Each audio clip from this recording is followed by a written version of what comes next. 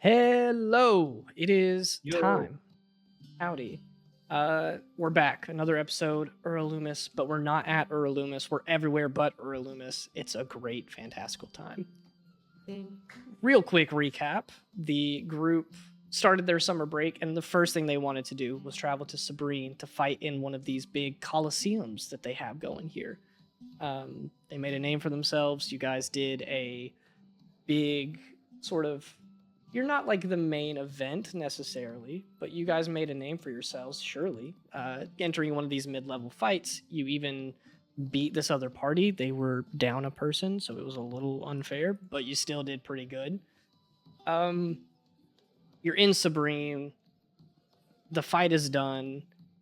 Do you guys plan to stay for a little bit longer and do some more fights, or are you immediately leaving and just letting yourselves be mysterious and disappear? Well, I think we'll stay. I'm gonna leave and be mysterious so I can go to the hot spring. I mean, you could do the hot spring and do more fights over the days. But is the general consensus to stay for a couple more days, earn some more money, and then start heading out and going to the next stuff? Yeah. Sure. Guess so. So we will assume that Ava wants to do that. I'm not sure where Nanny is at the moment, but it'll be fine.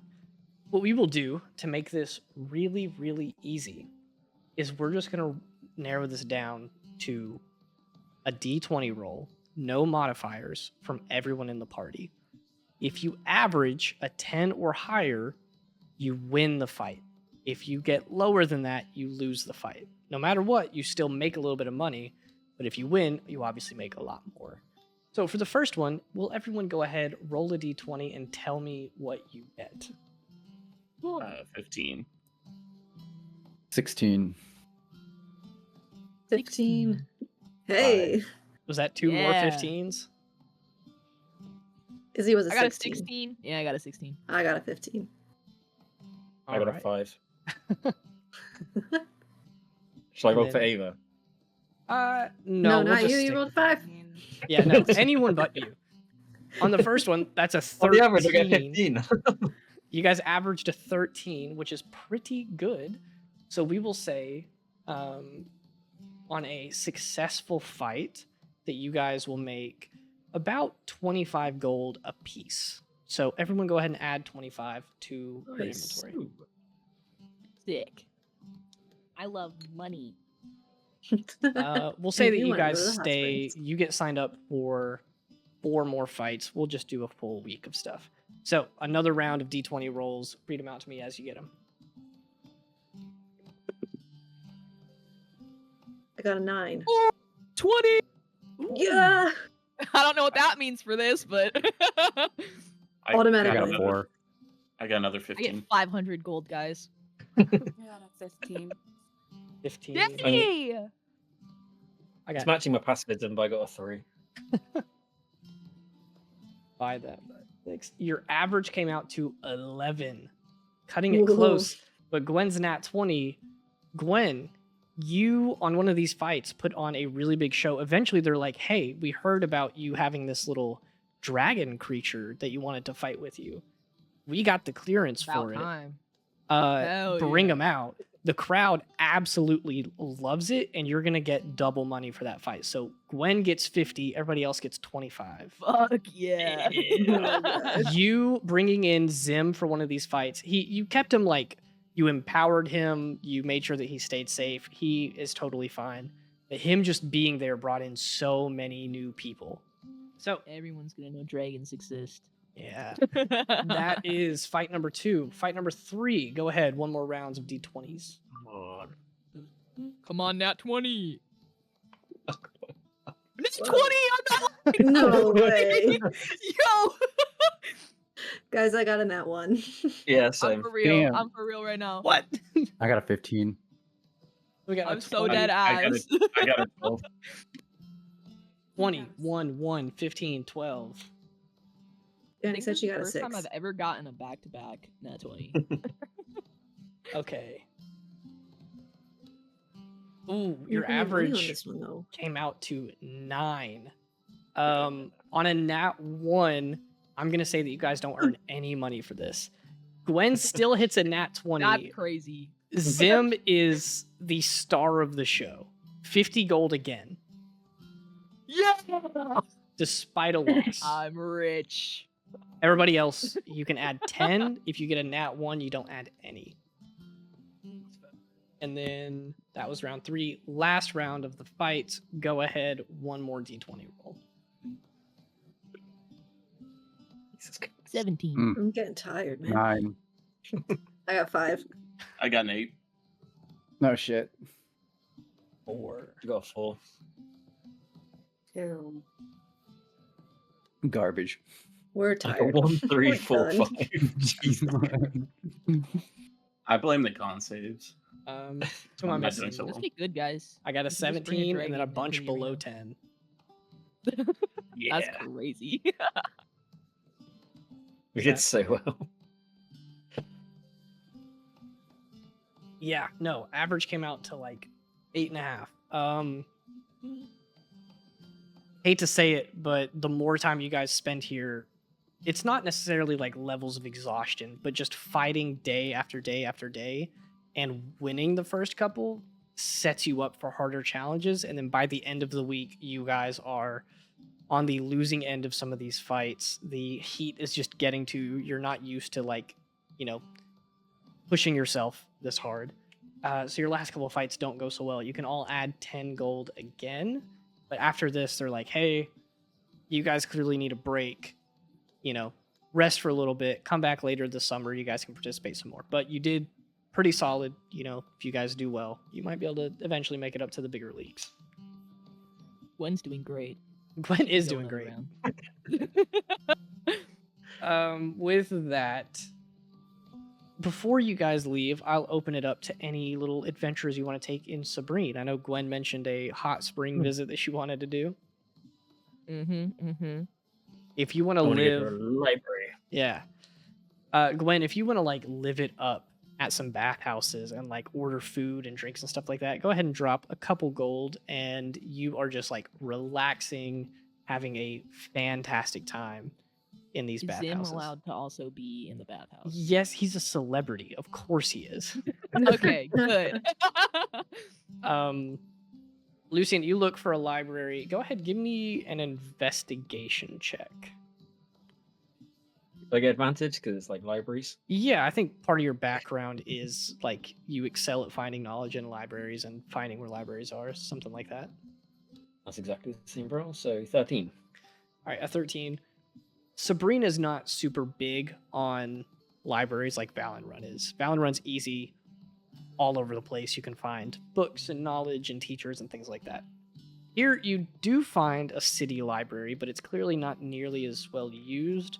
There's a little bit of history, a tad on religion, but not a ton on like fiction or magical study or anything like that.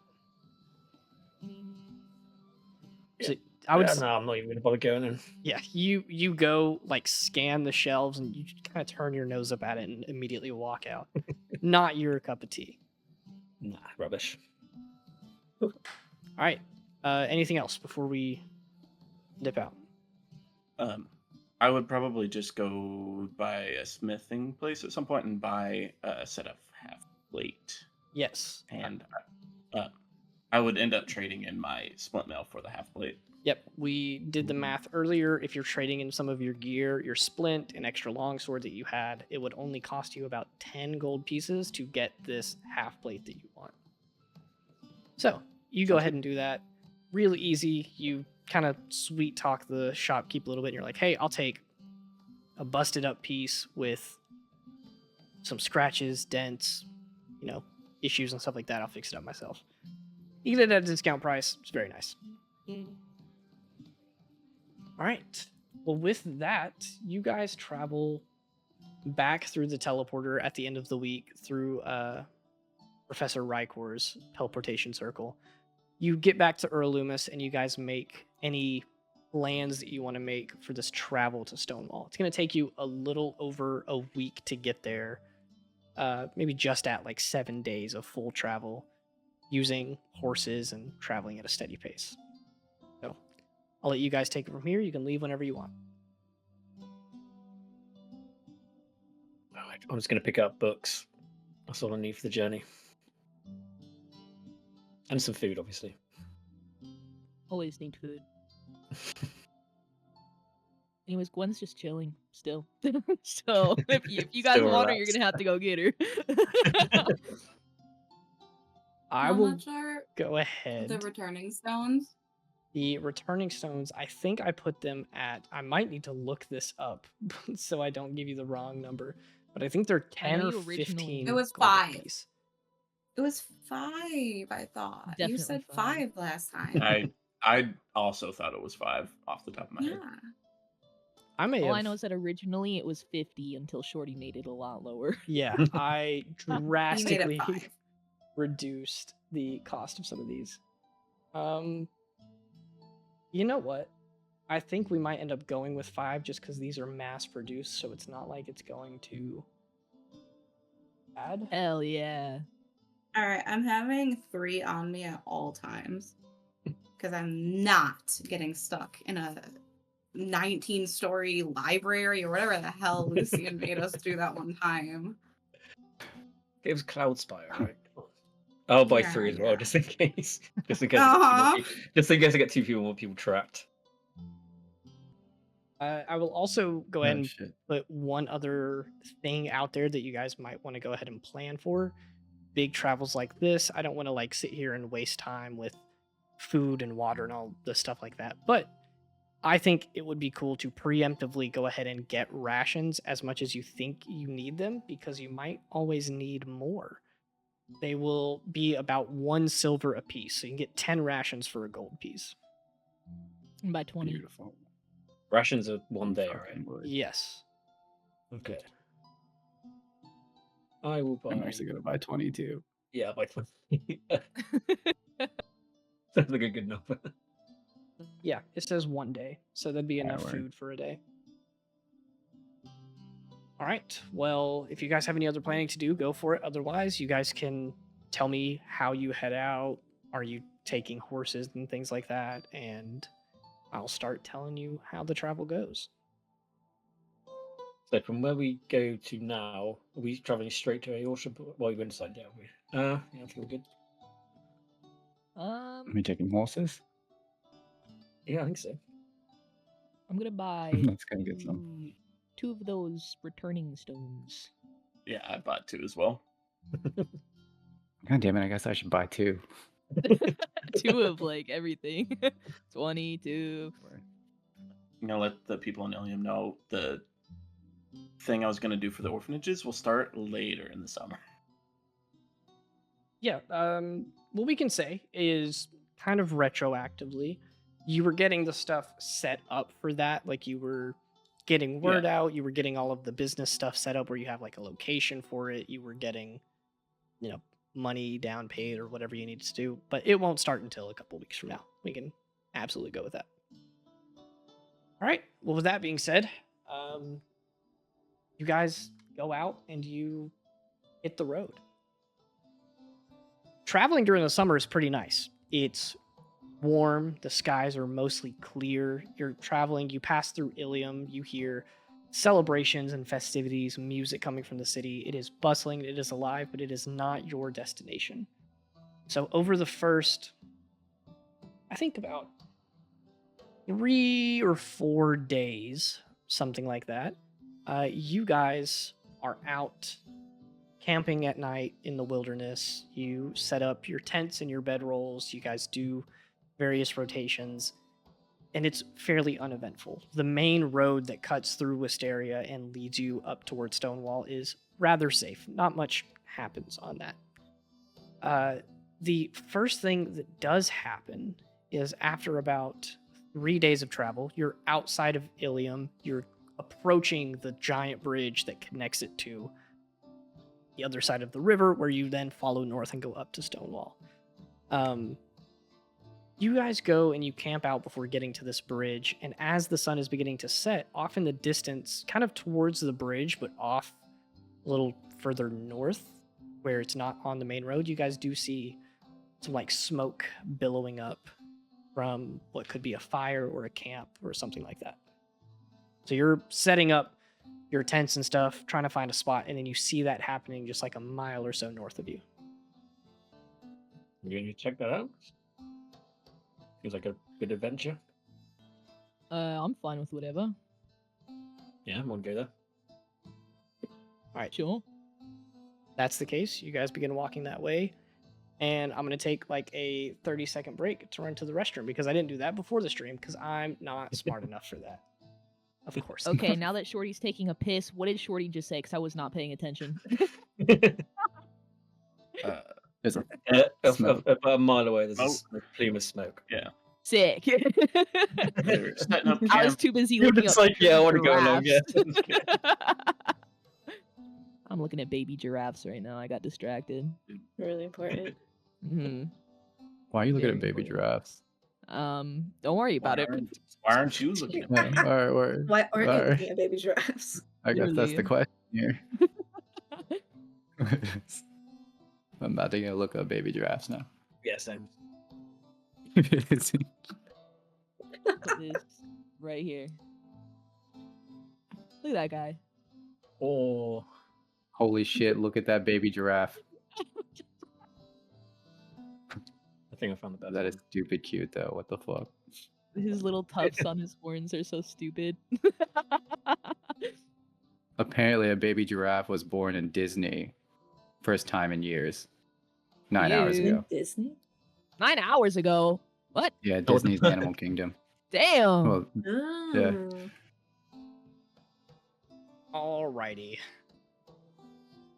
Alright, So- I'll send one more pic before Shorty says something. Okay. oh my god. I imagine that's what Zim looked like a little bit. Oh my What god. the fuck? Yo, leave him alone. Right. Right. Is she wrong though? Or is he wrong though? So, you guys see this smoke off to the north, not too far from where you're going to make camp. The air is growing a little bit colder, still warm in the summertime, but the sky is growing darker and darker. You're going to have to make camp soon, but you decide to go investigate this.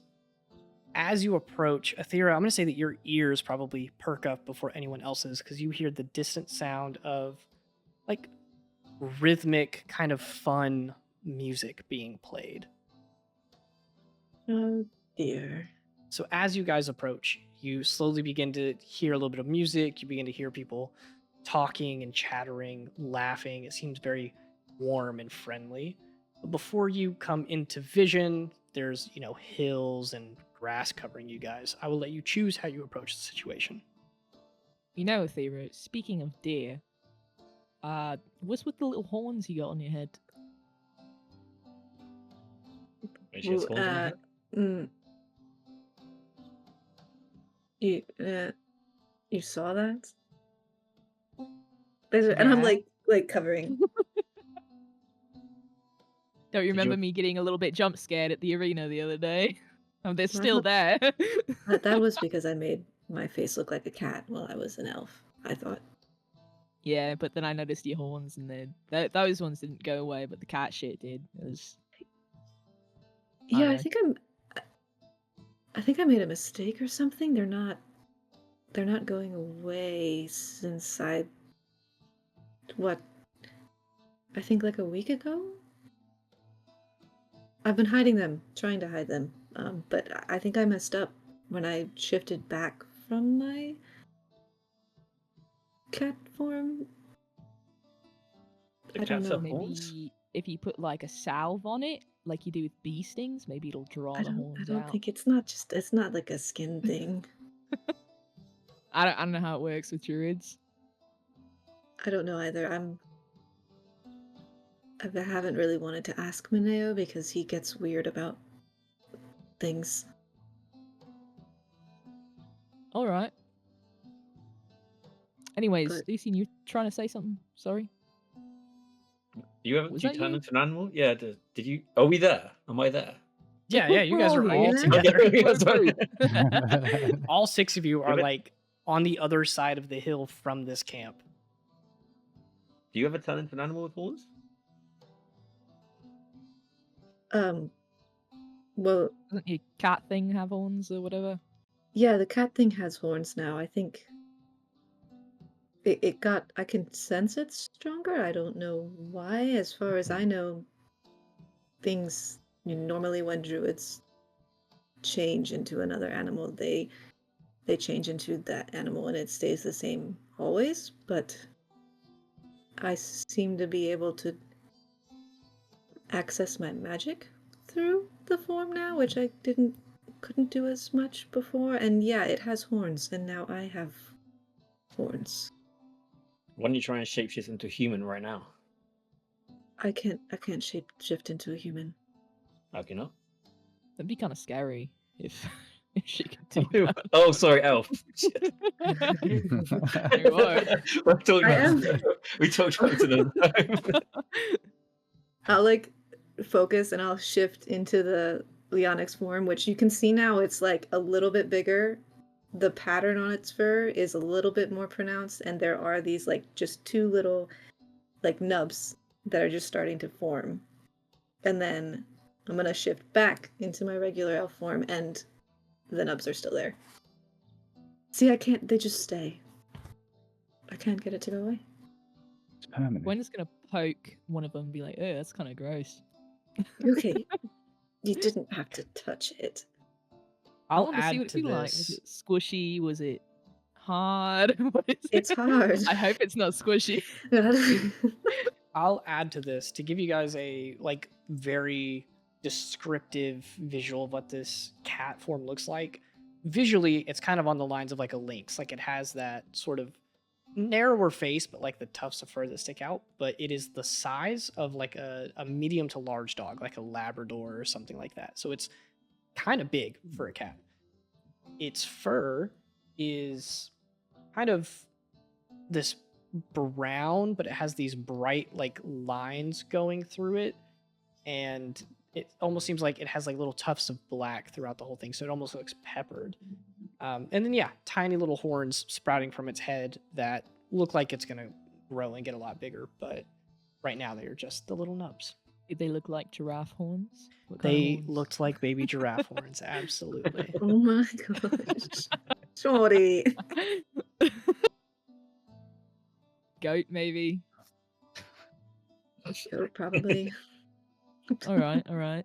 Shorty's not expanding. He's just quiet now. Weird. No more comments from me. All right.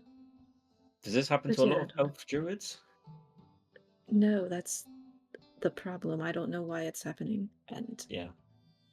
I'm assuming I'm just doing something wrong, but I'm not doing anything different. Hey, Shorty. Hey, Izzy. Have I seen any druids that still have any bits and bobs on them after they transform? Give me Good a question. You got history anything else, check. Sarah? Okay. Have you checked your whole body? Nat 20! Are you Oh my serious? gosh. I'm so for real right now. Jesus. These bean dice Wow. are going crazy today. All right. How much of your backstory do you want me to include in this, like to spoil it for other people? You can do whatever It's- you want. it's over the Shorty. table. I don't care. Okay. Well, Izzy, for Gwen's purposes, when she was a kid, she didn't have much visual on that. But as you got older, you did interact with one or two of these druids from the northern part of Eorsha. And you do distinctly remember them having these animalistic traits in their human or elf form.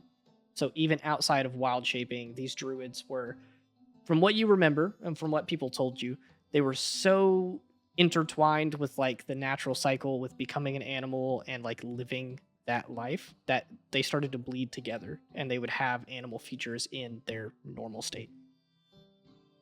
Okay. Okay, Athera, I think I have seen some druids with your condition before.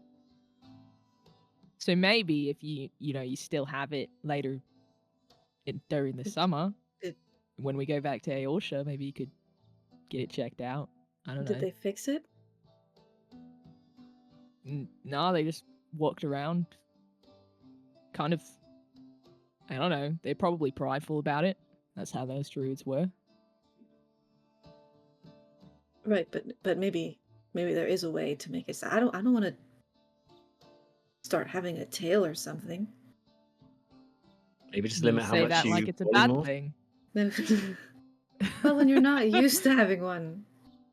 It helps you balance, all right? I don't want to hear it. It'd be handy. Why do you think I'm so dexterous? I'm just saying it just freaks me out a little bit. I mean, you could maybe touch mine if you want, and maybe you'll be less freaked out about having your own. And maybe we'll cross that bridge when I get there. Okay, you can use it for fishing. I mean, at least I do. I don't even fish now. Why would I fish? What if you need a Later. snack? No. Okay. As you guys are sitting Alright. there talking, like on the other side of these couple of hills, you are sitting there conversing with each other, and then eventually you hear like footsteps approaching up the side of one of these hills. A sort of probably tipsy man. It's this elven guy with like messy brown hair pulled back in like a shorter ponytail. He walks up the hill. He's got a like a violin on his back, and he gets to the top of the hill and without looking like starts unbuttoning his pants, and then immediately looks open and sees you guys, and he goes, oh, my apologies, didn't know we had visitors. Yeah, put those back up, mate. Yeah, don't have I to don't tell wanna me see you, that. really. I'm sorry, I didn't know you were here. Maybe you should use your eyes a little bit more. Sorry. She's also really loud, so I'm surprised. I'm also you didn't very hear. blue. I'm Yeah. pretty bright. Well, it's getting dark out, and I couldn't hear you over the sounds of me and my friends, talking, laughing, having a good time. Speaking of, he turns around and he yells back to the group. He's like, hey, we have visitors. And you hear a couple of voices call out, cheering, happy. And he says, well, do you guys want to come hang with us for a little bit? No. Okay, Yeah. then scram. This is where I go piss. Can I insight Well, check have him? I fun just want with to that see if then, piss he's. boy. Can I insight check him? I just want to see what he's about. Is this really where he pisses? I'm gonna insight check him to see if he really needs to take a piss. Yeah. Go We'll see if his ahead. legs are moving. 20, dirty 20. Ooh. Wow. I mean, he seems pretty genuine. The look of shock, the fact that his pants were like starting to come down a little bit. This was probably not an act. He is genuinely like, oh, hey, random strangers, you guys are free to come sit in our camp with us if you want. Yeah, I'll go down. Sounds like fun.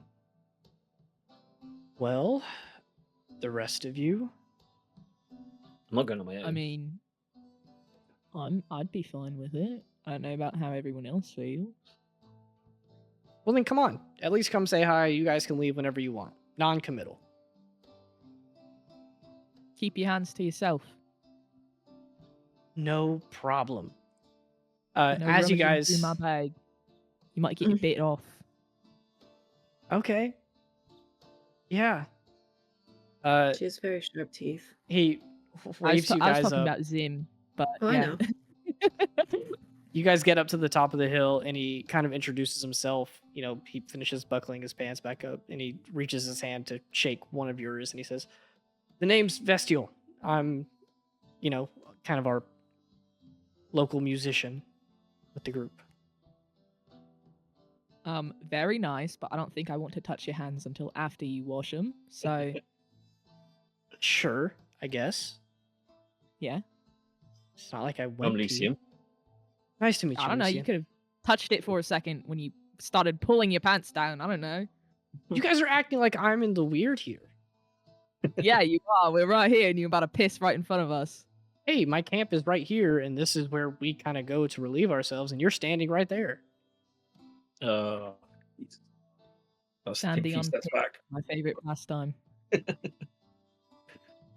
Anyway, like I said, name's Vestial. If you don't want to introduce yourself, that's fine. But we got a lot of friendly people over here if you want to talk to him. So, come on. He waves you over, and you guys go, and you see a sort of large encampment. There's a fire in the middle, and then like a couple dozen tents all set up in this, not spiral, but like circular formation with a lot of people sitting in the middle. There's like a big caravan with some horses and like 2 or 3 wagons that are filled with stuff. There are people sitting on these little log benches and doing various things. Some people are talking and telling stories. One person's using magic to make the smoke on the fire like do visuals for what they're saying. One person over in the corner looks like they have this almost feather and they're dipping it in ink and drawing on someone's skin. A lot of stuff's happening, and he starts walking with you down. He's like, all right, so you got a couple of people that you could talk to here. He starts pointing out and he says, you got our big muscle guy, and there's a half orc warrior who's like sitting on one of the logs closer to you guys. And he says, that's Sturg. Just call him Sturg. I don't know if that's his real name or not, but that's what he goes by. I'm not going to question it. You got Dazo, and he points to the halfling guy who's sitting at the fire, like telling a story to a couple of kids and adults even. There is a sort of half-elf girl with long hair pulled back, sitting over listening to one of the stories, and he's like, that's Marissa. She's really cool, handy with a knife, great at carving. She makes trinkets for the kids all the time. And then we got Emmeline, the young lady you see over there doing tattoos. She, a really cool little artiste with the magic pen. What, are you just like a traveling band of people? Yeah, exactly what we are. A lot of Are you a these circus? No. Nomads? Oh. Nomads is closer to it. Where we're from, or where a lot of them are from, they actually just picked me up not too long ago, but they're called the Wandalugna. They said it means like friendly travelers or something like that. All right. Me personally, I'm from Arbalest. I'm trekking with them until we hit Ilium, and then I'm taking my departure. Got my own goals and aspirations. Very trusting group. Well, you know, we don't see a lot of friendly faces here, and if you guys were trying to rob us, you did a piss poor job of it, pun intended. Nice. What if that name's just like a sham and they actually are bandits and we're gonna get fucked? I don't know. Do you trust me? You're the one who came up here. I don't know. I don't know. I'm Gwen, by the way. Nice to meet you, Glenn. Thank you for finally telling me your name. Yeah, nice to meet you. And the rest of you, do you want to be so kind, or are you going to be awkward, silent strangers forever? Cool. Leogren. Leogren. Fitting name for a smiley guy like yourself. Sure. Over my shoulder, I'd say, my name's Jasaris, and I'm going to go sit by Sturg. Yeah. Is that his name? You go sit by Sturg on the little log that he's on, and he kind of looks you up and down, scoots over like half a foot, and then just sits there silently. He has like a drink in his hand. I'm just going to sit there silently and watch over the party. I'm going to go sit down by Evelyn. Is it the tattoo person? Yeah, Emmeline. Emily. Okay, well that guy right there, that's Lucian. That one, the Right. red-haired one, that's Ava. Nice. Brunette, Athera. Ira. Mm-hmm. And then Leogrin, Rosaries, Sturg's new best friend. Cool. You got an interesting little troupe yourself. What do you do? Are you a singer? I do a little bit of everything. I play the violin, I sing, I tell stories. Pretty handy with a drum. I mean, if you give me a stringed instrument, I can probably figure out how to play it. Well, maybe we'll run into each other in Ilium. I work there sometime. Oh, fantastic. I would love to have a couple contacts there. Now you have one. Great. Well, it's nice to meet you, Ava, who works in Ilium. I'll definitely be able to find you in a city that big. Easy. You could find me somewhere in particular, but Great. maybe. I don't, appreciate you being actually. specific. That's very nice. Yeah. Well, now that I think about it. Never Well. mind. Either way, Yeah, you should probably not say That where. down the down low. Keep that to yourself. The secret parts of Ilium you'll He never could be, see. he could Sorry. be creepy. We don't know. Sorry, Ava, but we could be talking to a creep right now. Unfortunately, you're not allowed in those parts. okay, I understand the lack of trust. I get it. Listen, Bards can have a bad reputation, all right? yeah, a lot of them do. A lot of them do. Luckily, I myself iconize the goodest and the best of them. Right. That's probably what a bad bard would say. Okay, go talk to whoever you'd like. It looks like your friend is already going over there to poke at Emmeline, so feel free to join. Lucian, you walk up to Emmeline. The rest of you guys are sitting there finishing up this conversation. She is a younger tiefling woman. She's probably no older than like 17, 18. She's got this pinkish red skin. Her horns go straight up from her forehead. And then she's got this dark, like raven hair with bits of like purple dyed throughout it. And then at the ends, she is sitting there tattooing this dwarf girl who is getting like a band around her arm filled in. It looks like she already had some pieces to it, but she's getting some more added to it. So you walk up. How do you want to approach? You want to inspect this tattoo? You want to talk to them? What's the plan? Yeah, I want to sit down and look at the tattoo she's doing, see if it's any good. Yeah. You sit down kind of a couple feet away and you're inspecting the tattoo as Ameline is doing it. And you watch as the ink from the feather, she stabs it into the skin and then it moves and swirls and starts piecing together a picture. And she has to repeatedly like get more ink, push it in there, get more ink, push it in there. But it's almost like forming itself. She's not drawing the picture. She's using some form. You would know it to be enchanted ink. The tattoo itself looks to be it has a bunch of abjurative runes covering it, but then there's like a main central picture that you see, and that is what looks to be this dwarf girl with a large axe standing and like attacking this huge ape-like creature. I'm gonna say, how much you charge for a tattoo? She briefly pauses from the tattoo she's doing and looks you up and down. She says, well, luckily you're not, inexperienced in this regard. Depends on which one you want to get. I have some that you could get for a couple dozen. I have some that you could get for a couple hundred. Tattoos? Yeah. How much would it cost for a name and like a small symbol? No magic?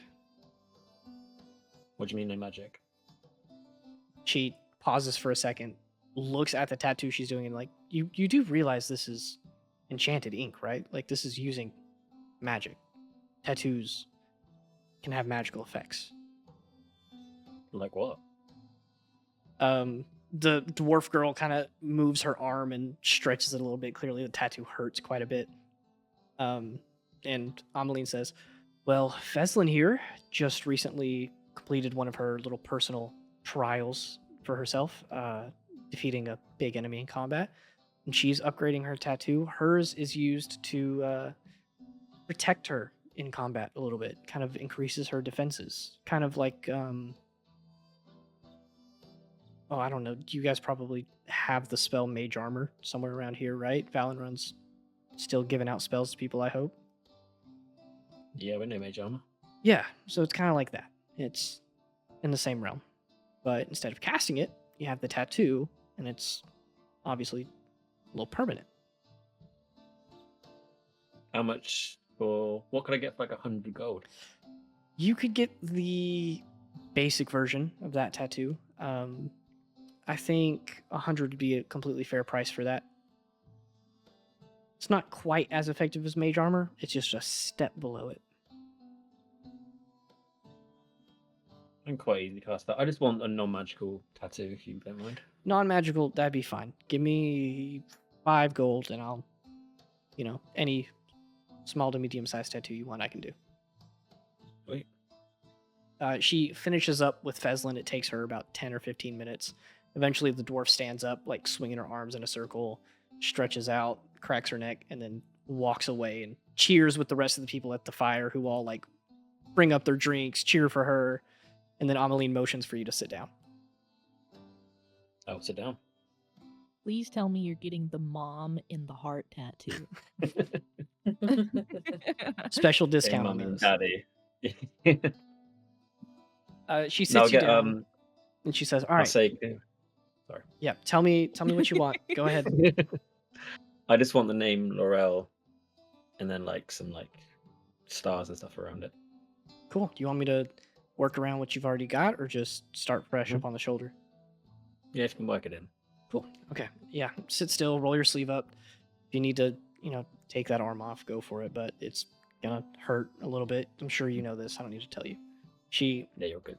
dips her feather in there and then pokes it into your arm, where the ink goes under your skin and then starts swirling and forming a bit of the tattoo that you want. So like it forms the lines, it draws the stars, all that stuff. Give me a Constitution saving throw. DC 10. While he's rolling that, tonight. isn't Lucian already 15. tatted up? I don't remember. Yeah, he has tattoos like on his Okay. forearms and stuff. Oh, yeah, that's right. 17. 17. You're good. You're not going to take any damage from this. You Ooh. grit your teeth through the pain. It hurts, but you've gotten magical tattoos before. So yeah, you get it. It takes about 15 or 20 minutes for her to go in and like add all the ink that's necessary.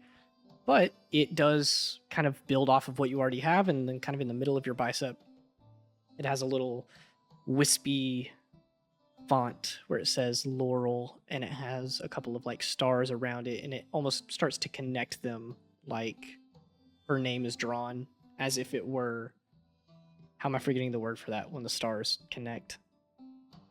Constellation. Constellation. Thank you. So it spells her name out of a constellation of nice little stars, and then it has like that flowy font over it. Wait. Are you gonna While get that's another going on, tattoo that says Yanny? Oh my god. I think I'm gonna come over and like watch as it's being done and just be like, just kind of observing. Myself, I'll be like, so what is that? What does it mean? Gwen's Hmm? also gonna show up. She's interested. What does Laurel mean? Oh, it's the name of my sister. Cute. Oh, Yeah. I didn't know you had a sister. She's been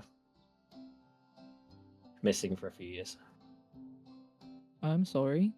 It's alright. Well, did you get it enchanted? When I could afford it.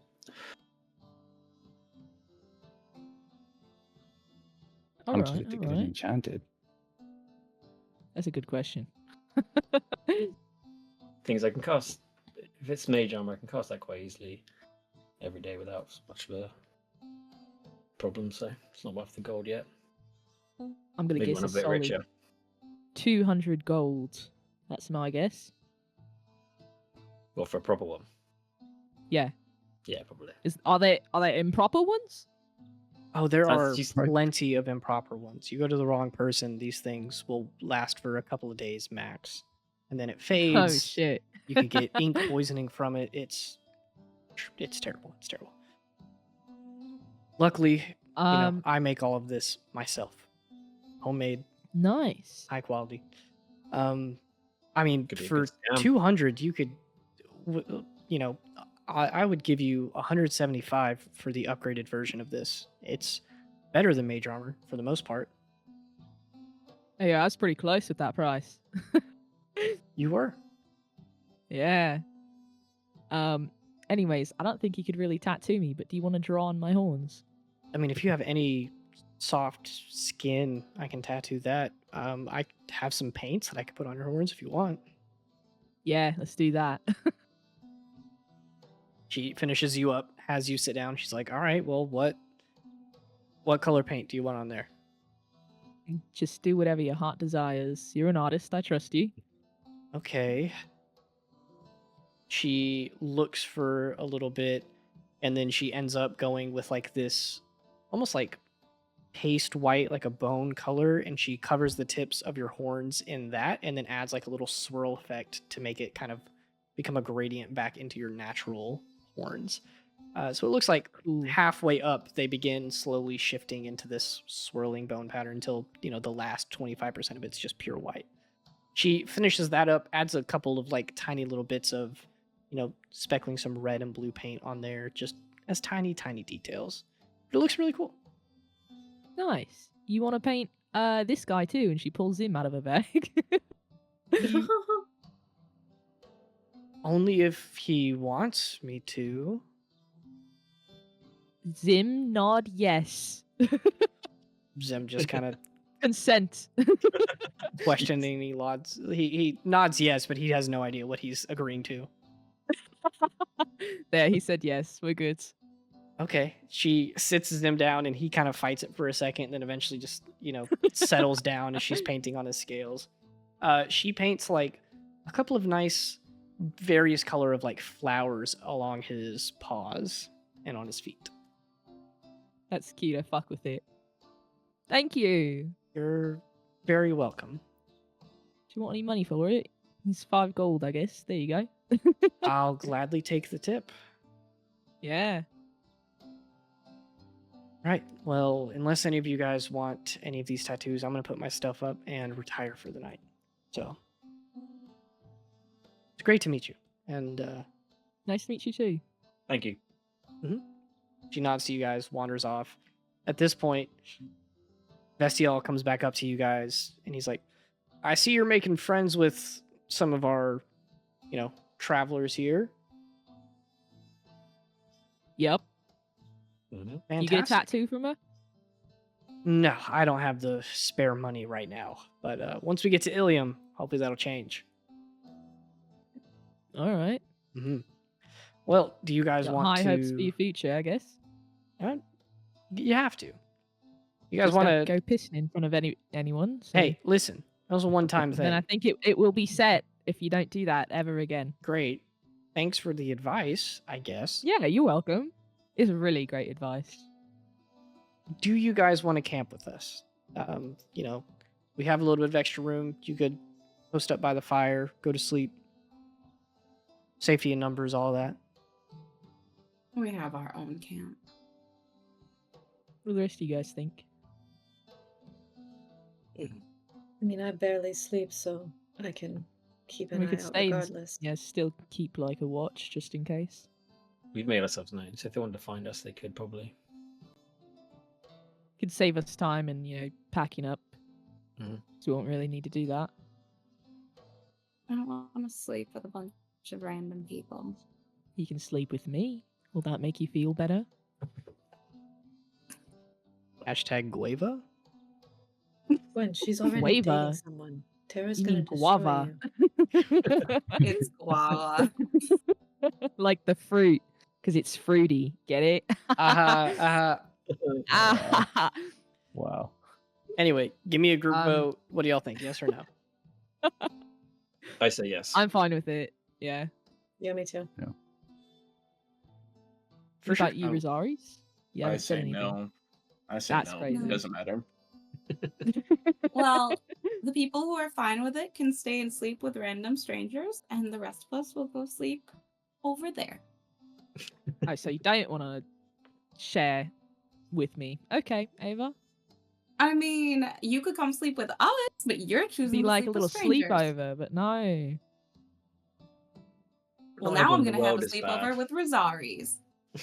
Okay, have fun. Tara's gonna Enjoy will. that. Hope you two Come on, cuddle or Rosaries, and I'm whatever. gonna grab your arm and try to pull you, but it's not working really well. I'll just stand up, nod to Sturge, whatever his name was, and walk off. I don't really care. You guys will walk away. You go like a couple of hills over. You could probably still be within range to keep like an eye on the camp if you wanted to. But that's up to you. I'll let you guys tell me how far away you get. I'd probably want to stay within yelling range, but that's Until as close as I Rosaries want to get. stops me. Cool. You're well within range where if something goes wrong, you could easily yell and everybody would hear you as long as it's kind of quieter, like people are sleeping. But far enough away to not have eyes on you at all times. The night winds down, it gets dark. They offer you guys a couple of drinks, they tell a couple of stories. You end up finding out that this group is actually kind of from all over, but the main core people here, a lot of them are from the Cravenhall region. They're traveling up to Wisteria because of the Church of Paran making their move in multiple different corners of Timera. They're trying to kind of escape that because they know the Church of Paran would not approve of their lifestyle. So they traveled all the way up here. They have yet to make it to a like big city yet, but that's one of the reasons that they're all sort of like keen on Ilium. They're just a couple of days out and they are excited at the prospect of finally making it. Night comes to an end. You all end up going to sleep unless you want to do some sort of watch situation. But I'll say at around midnight, everybody starts winding down. I'm gonna send my familiar Mori just in the trees where Rosari's and Ava are. So if something happens, she'll let me know. Cool. Since Zim sleeps in my bag all the time anyways, he's probably well rested. I'm gonna have him guard my bag for the night. Yeah. And I'll promise him some nice food when we make it to Stonewall in return. He sits with like just his snout poking out of the bag where his eyes are just like barely visible and he is on guard. Nice. He may end up taking a nap, who knows. I'm gonna talk to him while everyone else is sleeping and I'm just like done with my meditation. I'll just talk to Zim. Cute. Please, what do you say to a creature who can't speak back? Listen, he could get his little coloring book out and communicate through that. Yeah, true. Mm-hmm. And I can... Does that count? Sure. Yeah. Good. I would like, what do I say? Has Gwen been giving you sufficient snacks lately? Seems to be distracted. He says, there could always be more. Snacks are good. I bet there's some more snacks in that bag that you're guarding. That's crazy. That is crazy. He writes down, if there were, I would have found them by now. So you're not as innocent as you look. Yeah, where do I keep my 20 rations? Those aren't Where am I treats or hiding them? snacks. Roasted chestnuts. But he just kind of shrugs and continues coloring on one of his pages. Is that Gwen? He pulls it back in and shakes his head no. Oh, you don't want me to see it. That's okay. I I'm understand. shy. Why My do I little feel like I'm boy. Gwen's mad. It's your conscience. Don't worry about it. Yes, I'm just your subconscious. Sorry. Give me a perception check. Oh my gosh, what? 24. As he pulls it back in and he's still sitting there working on it, you can see him using a blue crayon to make like a stick figure Gwen, and there's like a little black blob with, you know, bright white eyes in the middle of the head. You can tell this is a picture of them. And then he's shanking Gwen because he secretly hates her. When did that happen? You know, you're very lucky. She cares about you a lot. He just nods his head, agrees, and continues drawing. But one day you're gonna be so much bigger than she is, and really, really scary. So maybe she feels like she has to be nice. That's fucked up. No way you're instigating right now. He thinks for a minute and then he writes down on the paper and he says, I thought I would be already. Really? How old are you? He kind of shrugs. You really don't remember much, do you?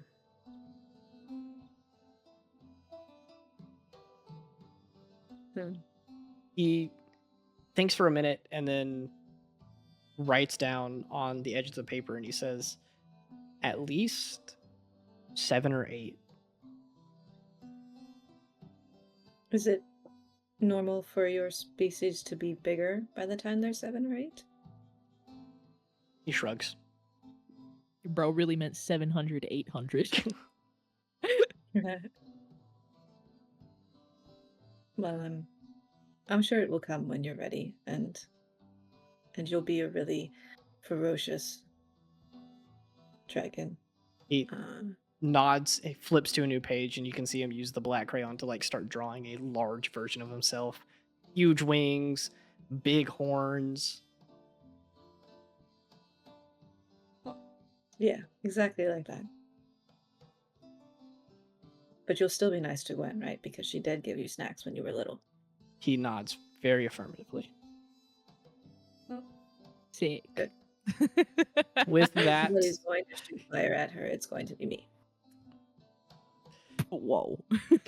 Whoa, relax. With that, the night winds down. Are you guys doing anything in the way of setting up watches and stuff? I'll let you tell me that all at once. I If sleep no for one 4 else is I watch the rest of the night. okay, because I can watch for like those 4 hours if no one else wants to. Cool. For me and Danny, I'm gonna set up the alarm spell on the tent. Heck yeah. Then Cosmo's gonna be sleeping at the entrance to the tent. Oh, cool. I say sleeping, he's just kind of sitting there. I don't think he sleeps. he does not. Folks inside, I know Athera, you said you could do 4 hours of trance, 4 hours of watch. Gwen, you need at least 6 hours of sleep, so you wouldn't be able to make up the other 4 by yourself. Dang I'll do half of it. Leo. Lucian. Okay. Yeah. Y'all split it up 2 hours, 2 hours. Lucian can read a book. Gwen can draw with Zem. Beautiful. Yup. Phenomenal. Fun. Heck yes. You guys wake in the morning. The sun peering up over the western horizon. Ilium somewhere off in the distance, days away. There is a light kind of drizzle coming down when you guys wake up. People are up, getting their tents, setting things up, ready to move in the carts. As you guys all come to consciousness, you probably check your stuff. Everything's there. Nothing was robbed. During my watch, since you said I was drawing with Zim, Yeah. I would like to. 'Cause I imagine the tent is made out of like a nice stiff, fabric-y type of material, right? Yeah, like the potato sack kind of material. Okay. I'm gonna write Gwen was here with the crayon, and I'm gonna make Zim do it too. Teaching him vandalism. Gosh. Love vandalism. Sure thing. Yeah, you hold the tent tight, you help Zim write it, and just off on one of the sides you have Gwen was here, Zim was here. Sick. So with that, you guys can get up and start traveling again off to Trina. Sounds good. Cool. Where's the link to the map again, Shorty? I just want to get it up. I don't think I have it up right now, but I can pull it up for you guys. So, I meant to pull up Roll20. You guys just leave Irish goodbye, or are you saying goodbye to anybody? What's the plan? I'll say some goodbyes. yeah, I'll say goodbye to the group. I'm walking out. Yeah, she's hella Irish. So Irish. It's hella Irish. Love that. All right. So as you guys can kind of see, you got Ilium not too far away from this bridge. All of these hexes are about, I think they're 10 miles or so. So you guys are covering about 2 a day. So you're probably like right in this area, like close to the bridge, not quite, on one side or the other, Ilium. Good. So with that being said, you guys get up, you say your quick goodbyes. The rest of them are eager to begin moving, especially now that, there's a little bit of a drizzle moving in, some darker clouds say it might rain harder later. You guys are ready to get back on the road. You cross that massive bridge that takes you, honestly, walking, it takes you a couple of hours to get across that bridge. The river that flows through there is pretty big. With that, you guys spend the next 2-3 days heading north. up towards the mountain. You see them slowly come into range. The rain kind of persists, slowing you guys down just a little bit, but you're prepped enough for it. You make the trek up the mountain anyway. And after roughly a week of travels, maybe 8 days or so, you guys stop in the small, sleepy town of Trina once again. It's nice, it's calm, it's gray and moody with the rain clouds that have moved in. The stream moving by has kind of set like a nice little mist across the town in the morning when you guys finally arrive there. And we will take our break right there. We'll pick up with you guys going to Trina, going to Stonewall, and meeting up with Leo's family and seeing what's going on with the Sword of Corteus. So, 5 or 10 minutes, grab a drink, run to the restroom, grab some snacks. We will be right back.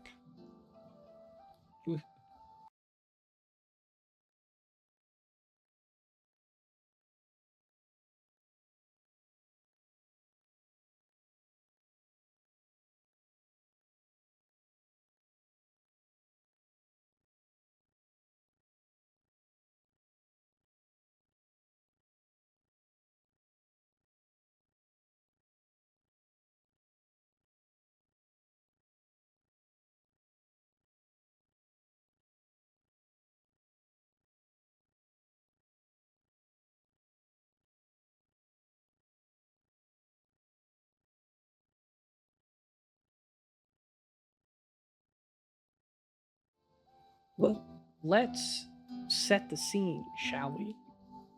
The sleepy, kind of misty town of Trina. Yeah, roll initiative. There's a baby giraffe. You guys have to fight it right now. No. Level 2 smite slot. Let's go. No. Trina is this small little village just a couple hours down from Stonewall. This is kind of like a farming village. This is where a lot of their food and animals and stuff probably get raised and, trekked up the mountain up to the actual city. It's nice. There's like a little bit of a fog covering the city from that river that passes through. A couple of small lakes dot the land. Leo, you messaged your mother and you planned for you guys to meet on today. You're kind of cutting it close. You're getting there just in time. I don't know if you specified a time or not, but if you want to say that you did, you are free to do so. In the afternoon. Cool. If that's the case, you guys have a couple hours to kill. You can either skip it and say that you rest in the inn and recuperate from traveling and walking. Some of you were on a horse for the better part of a week. Or you guys can choose to spend your downtime doing something else. What do you want to do? I'm going to go and find Leo and Rosaris and take them off to a corner somewhere and have a chat. And maybe kiss. Gwen, you're obsessed. That was out of character. Izzy, you're obsessed. Izzy. My bad. We need my to find bad. Gwen a little guy to be interested in. She can leave Rosaris and Leo alone. Little guy. Little Huh? guy. Anyway, Lucian, you drag Rosaris and Leo off like you guys are, in some sort of like tavern, just getting some food, and you bring them out and say like, "Hey, let's step outside" or something. So, just got a question about your gods. When you sort of devoted yourself to them, did you get any favors from them? Or was it just I'll follow you for nothing? Leo, you want to answer that question?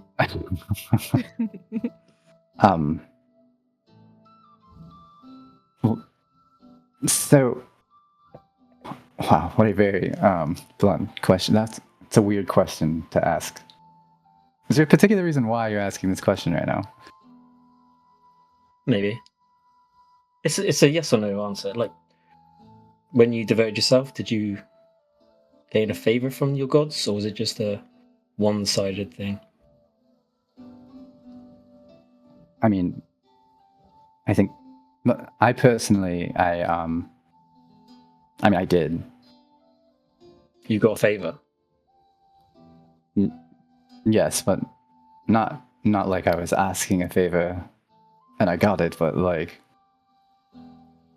I think there was something was given to me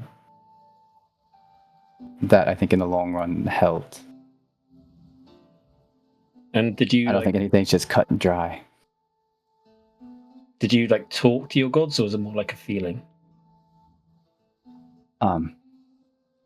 Well, I mean, I would have to say that prayer is like talking to your God, is it not?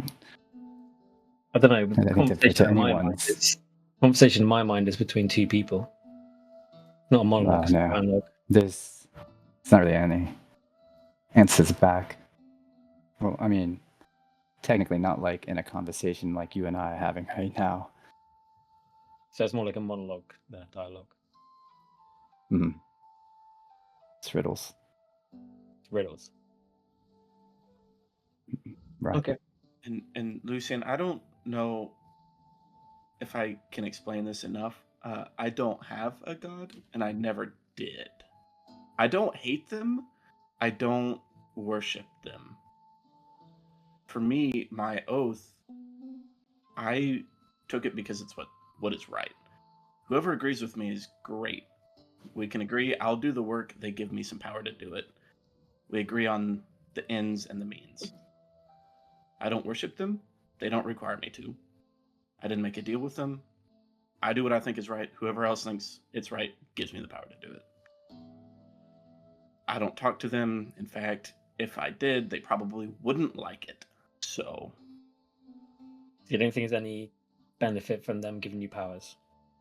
Oh no, because your power comes from something else, isn't it? I don't know where my power comes from. Whatever power, whoever gives it to me, I'm grateful, but not enough to worship them because I feel like I'm giving them enough back in return. I didn't make a deal with them. I didn't make a contract. I'm not a warlock. I don't worship them like Leo. I'm not a cleric. What are you giving back to them? Fulfilling my oath. I'm defending this world. I defend the innocents. I do what's right. Okay. To the best of my abilities. And sometimes the line is very gray. Fair enough.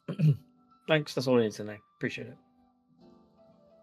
Any reason for your asking? Okay. Bye, Lucian. There's a couple of reasons. But I'll think about it. But thanks for your information. Is there something we can help you with, Lucian? Probably not right now. Maybe another time. Right. But Okay. Well, I can help whenever you want. Just if it's about talking to the gods, that's Leo's thing. If it's about divine magic, I can help too. Just I don't study it in the same way you do. I just kind of use it. Yeah, if you whenever you're praying next, you bring me along. Oh, I don't see why not. Thank you. Speaking of Leo praying, you guys saw these storm clouds rolling in the other day. It seems like Stonewall is also under this same sort of weather. The rain is... It's not pouring down. It's not a monsoon, but it is constant. It is steady. And there are these dark gray clouds that are sort of covering the sky all the way, stretching out to the horizon. The weather is a bit dreary and dramatic even. And with that, you guys spend the rest of the day in this tavern, having some food, resting, recuperating, maybe doing some reading, maybe practicing some archery, taking Zim out into the woods and playing with them a little bit, whatever you guys would like to do. But the afternoon rolls around, and Leo, your mother, Guinevere, eventually does show up. She comes in with this thick cloak on. She takes it off, revealing her, elven ears poking out, her tan skin and brown hair pulled back. She sees you sitting in this tavern. She runs up, she gives you a big hug, and she says, "Oh, it's been a interesting couple of weeks since your last visit. Also, Well, your brother is the, star child. All things happening. He's being rewarded and given accolades for helping out in Arista, which sounds very like him. He came back. A couple of his group mates didn't, but we knew he was gonna make it out. But things are moving fast. Your dad's taking him. They're training and doing missions, all sorts of things. I barely see either of them anymore. so Zane came back from his pilgrimage, all right? Yeah, he was relatively unharmed. He seemed a little shaken, I guess, but it's big stuff. It's very symbolic, I'm assuming.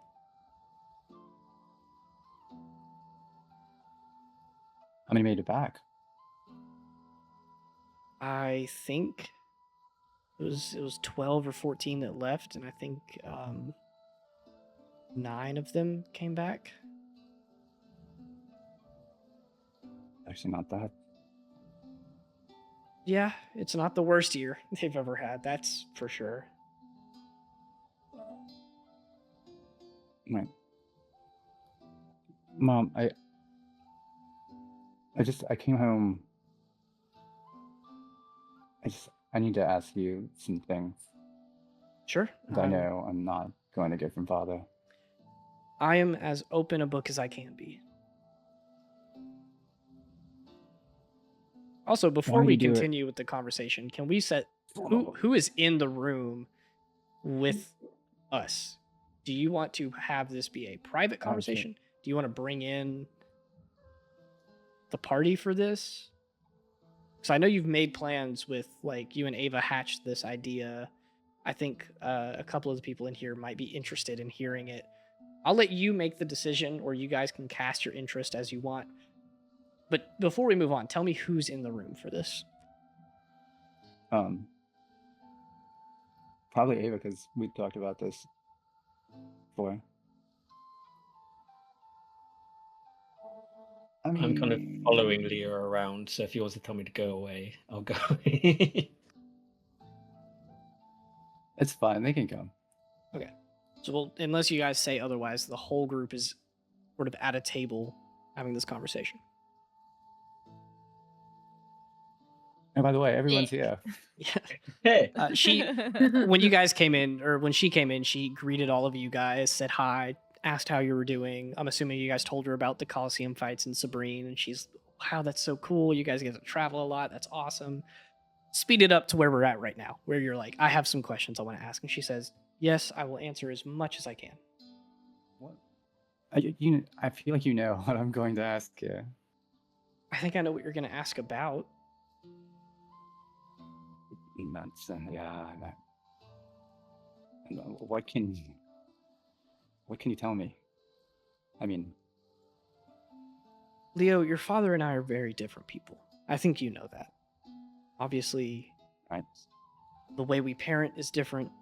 The way we treat others can sometimes be different.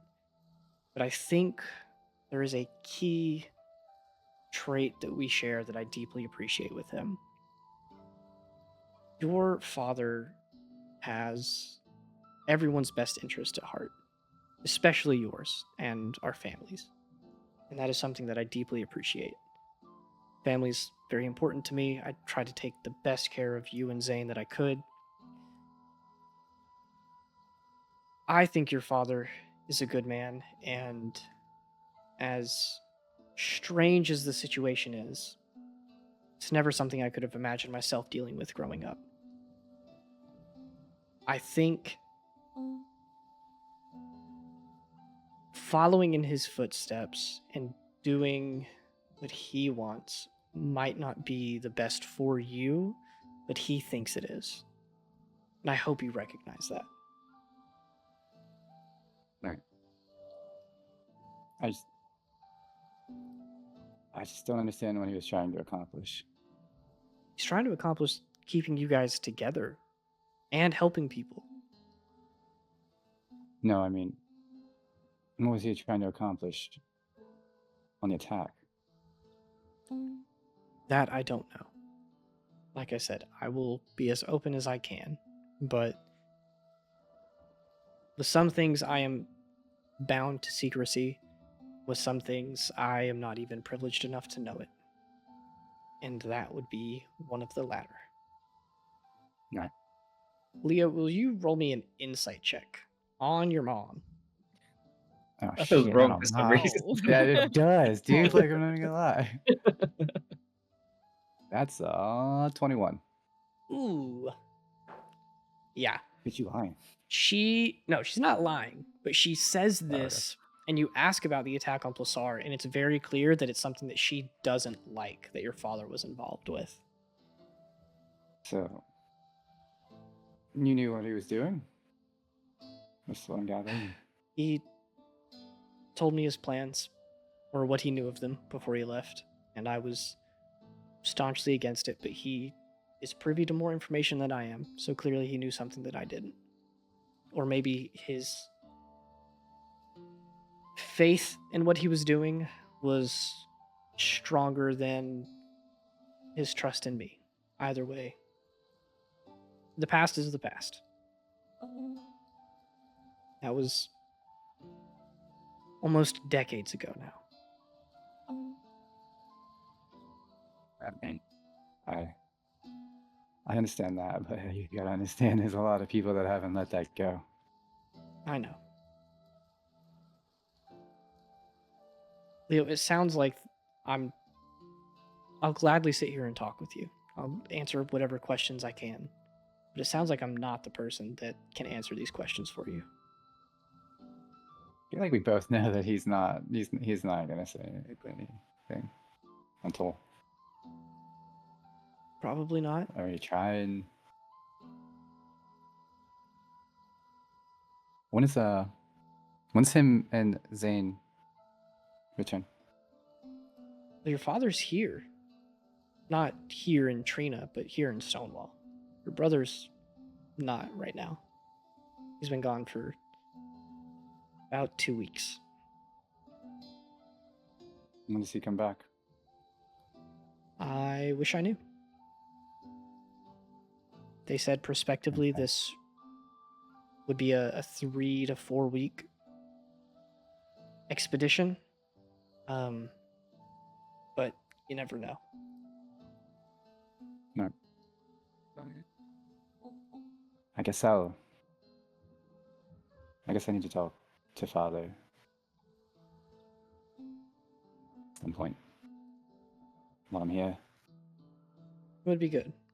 You can rest tonight, come up in the morning, see if you can't catch him before he goes off and does all of his trainings and meetings and things that he has going on. Right. So, what's his mood like? So try to figure that out first. It's conflicted. And myself. He's Okay. happy and he's proud of Zane and he revels in what he's doing a lot, but it's very clear that, especially with your somewhat recent visit, it's set him off and he takes his job more seriously now than ever. Huh? I don't know if I'm gonna turn to everybody, and I don't know if any of you all have any questions. I've told them. I mean, we were all there. We saw it all. Yeah, I figured what happens in the group is shared with the group. That's completely reasonable. Okay. Yeah, you guys. I'm gonna send a message to Leo in his mind. Have you mentioned the Sphinx to your father? You mentioned the Sphinx last time. I don't think I did. I don't think you did. No. That's the purpose he went there, right? I mean, I just went there. And got denied. Answers. Yeah, if you're gonna get answers, I think talking about the Sphinx is probably the way to get answers. Talking about the Sphinx and just see what he thinks about it. couldn't even get answers from my uncle. It's true. That's why the reason he went to Pisate, right? Right. I'll bring it up. Thanks, Lucian. You guys are sitting there staring at each other, speaking telepathically, casting message back and forth. And your mom just kind of taps her fingers together and looks at the rest of you, and she's like, "So, are you excited for next year?" While they're, longingly looking at each other. Is what Yeah. they're doing. He looks like that. There's a word for this. It's yearning. I think that's what it is. That might be it. Yeah. There's a reason Leo broke up with his girlfriend. Whoa. That's also why I came back home. Whoa. What is going on? But Leo, Guinevere does kind of open up to all of you guys, and she's like, "Listen, any questions you guys have, like, same thing for Leo. I will be as helpful as I can. You guys seem very well intentioned, so if my son trusts you, I trust you." You worship Corteus? In lifestyle, I suppose. It's a very Cortean belief that there is value in strength and protecting others, but not everyone is suited for that life. Not everyone has to be a warrior. So some people, there has to be a village to protect, if that makes sense. So I dutifully stay, and I helped obviously raise Leo and Zane. I teach in the city. I do some volunteer cooking for the church every once in a while. I do what I can, but I'm not, praising Corteus' name as I strike down wild beasts and such. Speaking of striking things down, to your knowledge, was Zarenza part of the plan, or was it the result of a brotherly spat? I can only make assumptions for this. But from what your father told me, what Grisander was able to tell me, they were traveling to Pulsar. It didn't sound like it was purely their intention to destroy it. And he made no mention of Zarenza, but once I was able to put the pieces together, and I knew that's where your uncle lived, I think Grisander's connection to him is what made Zarenza a target. Like I said, he cares very deeply about his family and wants the best for all of them. So if he thought that whatever he was doing, whatever Balgaroth was involved in, wherever he was at, if he thought that was not where he should be, it wasn't what was the best for him, he would have been very staunchly against it. I don't think it was ever in his plans to destroy Zarenza. If memory serves me correctly, which it usually does, it wasn't even his plans to destroy Pulsar. It was supposed to just be a visit. Well, his mistake caused a lot of people problems, so I guess I'll clean up your church's problems, just like everyone else. That's a little rude, dude. I'm not even gonna lie to you. Like, it's my fucking mom. right in their house. Come on. Dude, like, come on. We're not in their house. Where not are in their we? house. Listen, We're in in their Where are we? home, We're not in their home. place, We're in the Where's the church. phone? Are we in the church right now? Oh, wherever and I'm we are. sorry. I'm sorry. Is it nicer that I come into their home and disrespect their church, or he comes into our home and burns it down? Oh, okay. Whoops. He's not here. I'll keep Bro, my you mouth can shut. leave. I'll leave. You're not going to do that. I'm sorry. It's I'm sorry, Skits. a little carried away with his emotions when it comes to this thing. It is. I do have a question as well. Yeah. Just curious. How can you stay with someone like that, knowing that they destroyed so many other families just to protect your family? That doesn't really seem fair. All those parents just trying to protect their children that unfortunately met your husband.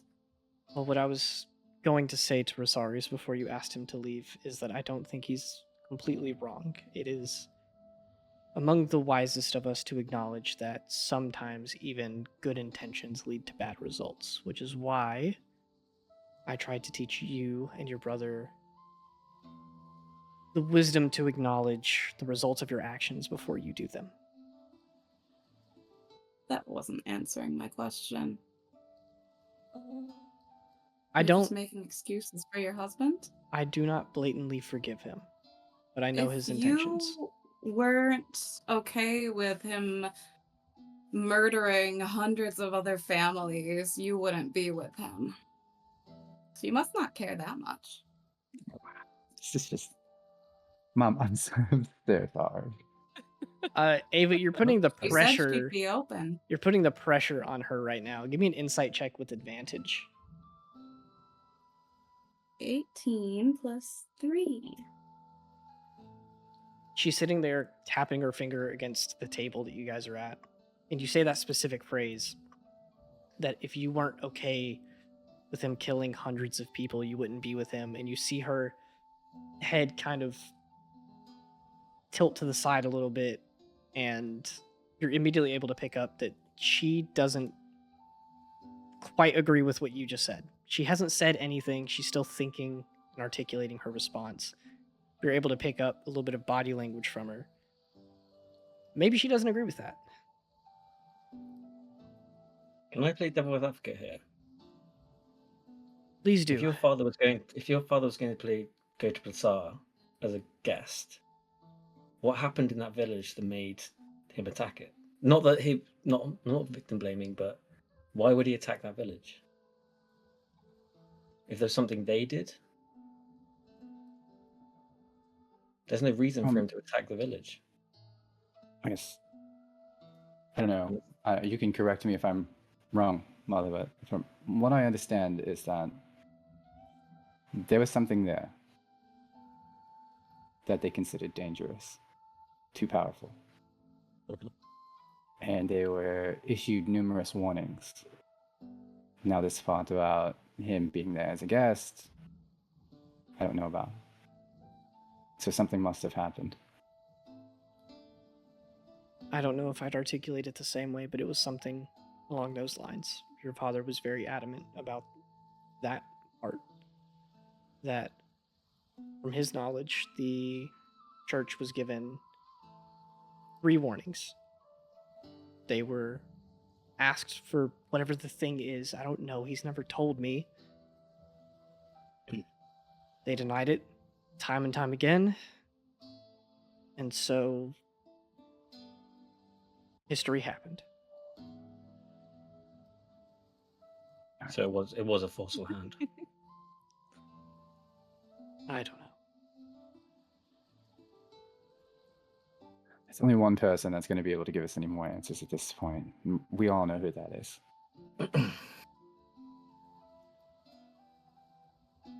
So, Even if we get the answer, even if he gives it to us.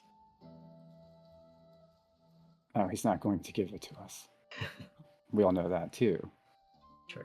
Something drastic is going to happen before there's going to be an answer. He cares about What, you, like Leo. we all fight him? No, Fighting him we're not is going not to fight going him. to solve your problem. I didn't ask you. I was talking to Leo. Hold on. First of Whoa. all, don't do Respect that. your elders. Whoa. We just- Come on. Leo, don't tell me what to Whoa. do. You can leave, Ava, if you're going to be this way. Fine. I'm gonna go to Rosario. Jeez. She looks at you, Leo, and she says, listen, I need to head back up anyway. It's, 2 to 3 hours, probably closer to 3 in this rain. getting back up to the city, so I want to get back before nightfall. Hopefully I'll see you tomorrow, and if you so request, as far as your father knows, this meeting never happened. I'll be by to see Father tomorrow. She grabs you into a hug, gives you a kiss on your head, wishes you the best, tells you to stay safe, and she gives the rest of you kind of a friendly wave as she exits, passes Ava and Rosari's, and gives a friendly smile and nod, and then looks at the ground as she heads off. Sick. Cool. You right, Leo? Yeah, how's that meeting? You Hmm. alright? No. No. I'm just gonna have to go talk to him. This. You You need know. a hug. Sure. Hell yeah. I'm gonna hug Leo. Gonna hug Gwen. You hug Leo, and I'm gonna put as all Gwen my is, strength into it. Gwen bear Jesus hugs you, Christ. and as she's bear hugging you, you feel another smaller hug wrapping around your arm and squeezing as hard as it can. But with a 4 strength, Zim can't do much. Oh my god. I appreciate it. Yeah, just you're wanna- welcome. I just want to say, I'm gonna Leo, set when put we're you down. talking to your father, were you preparing for combat or were you preparing for? Oh, there's no we talking to my father. There's only me. Fair enough. But are we going with Yeah. you? After how this over has there? gone, Are you Do you sure? want us you don't nearby? have to. Am I Yeah, not? Am be I I not? mean, nearby. it's honestly your choice. I'm not going to say no, honestly, but you don't have to be there. I don't think anything's going to happen. My mom will be there. So, Okay. but you're more than welcome to. As long as you talk to Ava and Rosaris about who we're dealing with. This isn't just What? we're dealing with your father, so if Yeah. they cause trouble, it's not going to be Right. someone walking off. It's going to be. It's going to be, yeah. So I think someone that's pulling one of out a the, weapon. that's definitely the priority is We're here for keeping answers. not those a two predict- in check. I understand where they're coming from, but we're here for answers, not a Right. fight. Exactly. And honestly, she didn't deserve that. No. Well, Shit. if he starts shooting lightning and you need like a shield or something, I got you. Just use me. Perfect. All right, I guess I can get some rest for tomorrow. Like I said, the biggest thing is keeping those twos and emotions in check. I don't need more bullshit and drama, honestly. I don't want to fight your father either. Yeah, not to mention he probably killed both of them and me. And everyone else, yeah. And pretty much everyone else. Yeah, we would all die. I mean, I think I'd want We to would try all to fight for definitely fun. Not to the death, but for fun, you know? Like a spa. No, I get it. I get it. Yeah. Maybe me too one day, but no. I think it'd be pretty fun, yeah. Hmm. I don't know. It might be. I mean, you pull can up the ask Lightning's him if pretty you cool. want. Yeah. I don't see you shooting lightning out of your fingertips. Come on. I mean, yeah, you're right. I wish I Mhm, could do that. mhm. Maybe Alright, one I day can. soon. As you guys wind down for the night, you sleep in this inn. All of you can drop, we'll just say like 5 silver to cover all of your expenses. Run me through the plan. We will kind of have a loose timeline until we get to any interactions, but I want to let you guys set up as much as you want before I just take anything away. So the next morning comes, you travel up to Stonewall. What's happening and who is going where? I'm going to go talk to my father. I think my camera's gonna glitch. Watch. Damn it. I That's think scary. right. He's That's the gone. ghost. Nice. That's the ghost. Yeah, the one that was I think, peeking behind your door. It's fucking weird. I think the biggest thing is keeping Rosaries and Ava in check. But I think why did he do it again? I think I'm going to talk to Lucian for a moment. Okay. Before going in. You know what, actually I'll talk to Gwen and Aethera too. Yeah. I Special. don't think they're I'll going. even I give don't you think- a the little other bit things- more information. I'm going to give you some options, really, because you know your dad, you know his kind of prospective schedule for the day on a typical day.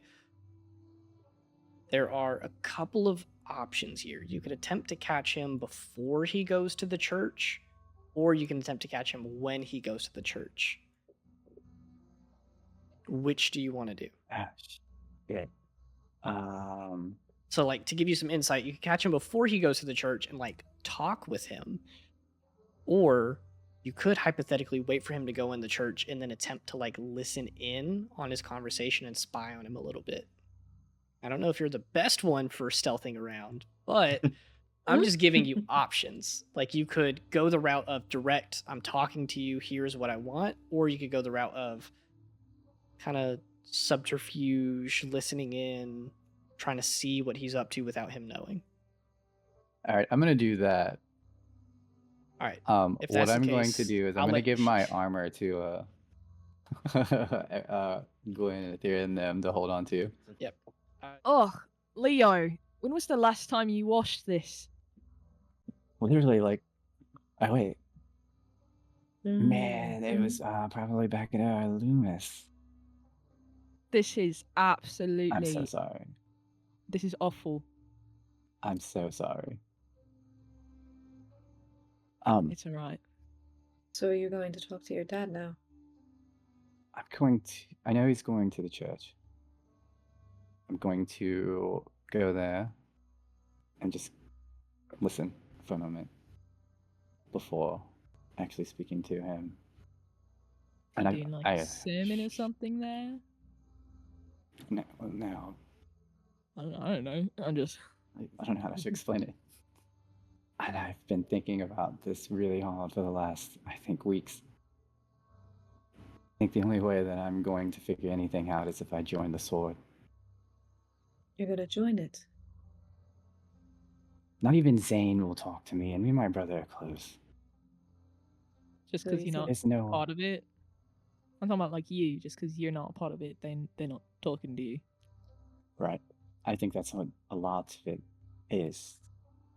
They're not just going to give up their secrets because I'm family. They don't even give it up to my mother. Whoa. That's crazy. I like Gwen. So- She's cool. Yeah, she's pretty cool. Yeah, she's pretty cool. Leo, Wow. what do you have to do to join the sword? Well, usually the pilgrimage. Like, Zane just went on his pilgrimage. And he got back and only, I guess, what did they say? It was like 9 of 15 of them survived. It's not an easy one, by any means. 14. But 14 of them. 9 of I 14. think. It's 9 of And you- 14. Something's telling me 9 of 14 all of a sudden. So you are pretty close to your church, so maybe it's Cortez. There's gotta be. Mhm. Do you get favor from your god from doing this? You can see like Lucian's like shaking at the moment. That's a good question, Lucian. I know. But I do have questions. Like, I don't think I ever told you all, but I've been getting these weird dreams, and they seem like visions at this point. And the last one that I had was of a spire. And it just, I don't know, it felt like it was endless. And then I woke up. Was it kind of like the ones back when we were in whatever it's called, the desert city place where we found the cool What do you lizard. mean? That I area. don't know. You know what I'm talking about? If we're talking The about the sun? murals, I guess where you had those funky visions,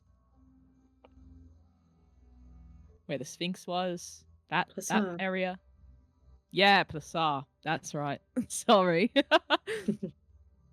see, I don't know what's connected to this and what's not anymore. I know right before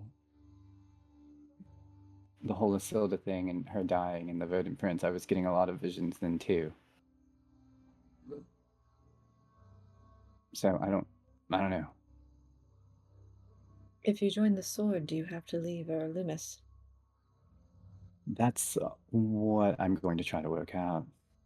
I don't want to leave Loomis, and if I can work out something to where I stay at Loomis and finish school, maybe that can essentially substitute for the pilgrimage. I don't know. Viserys is not gonna like this. Neither is Eva. So Lucian, you alright, mate? You like shaking over there? Quaking in your boots? You need to sit down for a minute. Yeah, I wanna see what's going on. Can I like see what's going up with Lucian here? Sure. Nothing. I'm good. I'm good.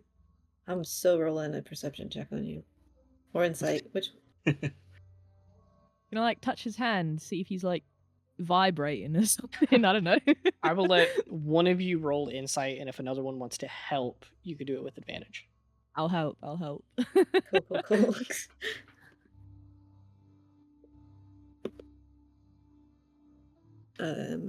18. Cool.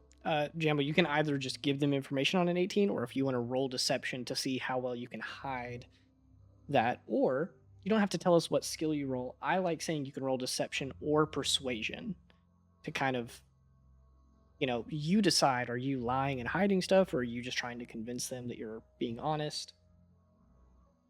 I got a 20, so Dang! I'm all right. I'm good. Dirty or natural? Oh, dirty. Okay. Filthy. I mean, Disgusting. you beat their score, but I'll still let you choose what information they receive. You get to determine what it is, but if they're poking around, they're like, hey, are you doing all right? Why are you asking these questions? You're seeming a little off. What do you think they would believe the cause for that to be? I think with all the talk about the gods and stuff like that, I don't think they know, to be honest. I don't think they actually know. I think they just think I'm nervous for no reason. Maybe it's because it's I'm in a stressful situation, or I'm not sure. You could be like running low on iron right now. Yeah. You gotta Something in like. much red meat. Yeah. He's looking a little paler than usual. Yeah. I'll let you decide it, but we'll narrow it down to these two. Just because you won doesn't mean that they're not going to like continue with these assumptions. You can either let them assume we're talking about the gods, so Lucian gets nervous, or if you want to play the deception role, you could just say like, "Oh, I'm low on sleep again." I'm doing the persuasion, so I'm good. Okay. I wanna keep Rosaries and Ava out of it like completely. So I'm gonna tell them what's happening, like just run it by them, and tell them that they need to keep their emotions in check here. I'll have That's you fair. correct me just to make sure I know what's happening. Bullet point form, you're going to, and I'm trying to get this in order. Are you still trying to listen in on your father and like sneak around and figure out what he's doing?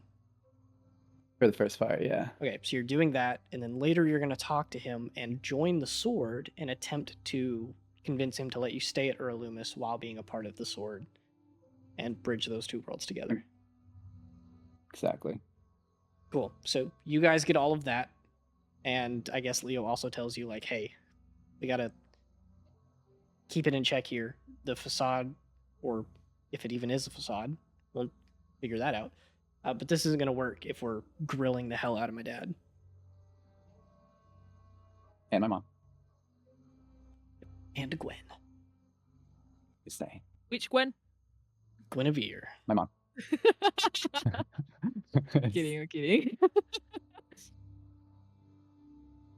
You're joining the sword. Look, like I was telling them, this is probably the only way I'm going to get answers, or any of us are going to get answers. You know that. We all know that.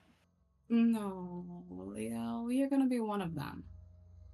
Is this what you meant by sides? This is the side you chose?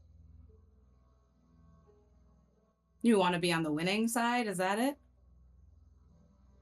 I don't think there's going to be a winning side after this war. So what are you trying to do? You're trying to be a hero? You're trying to save everybody? Is that it?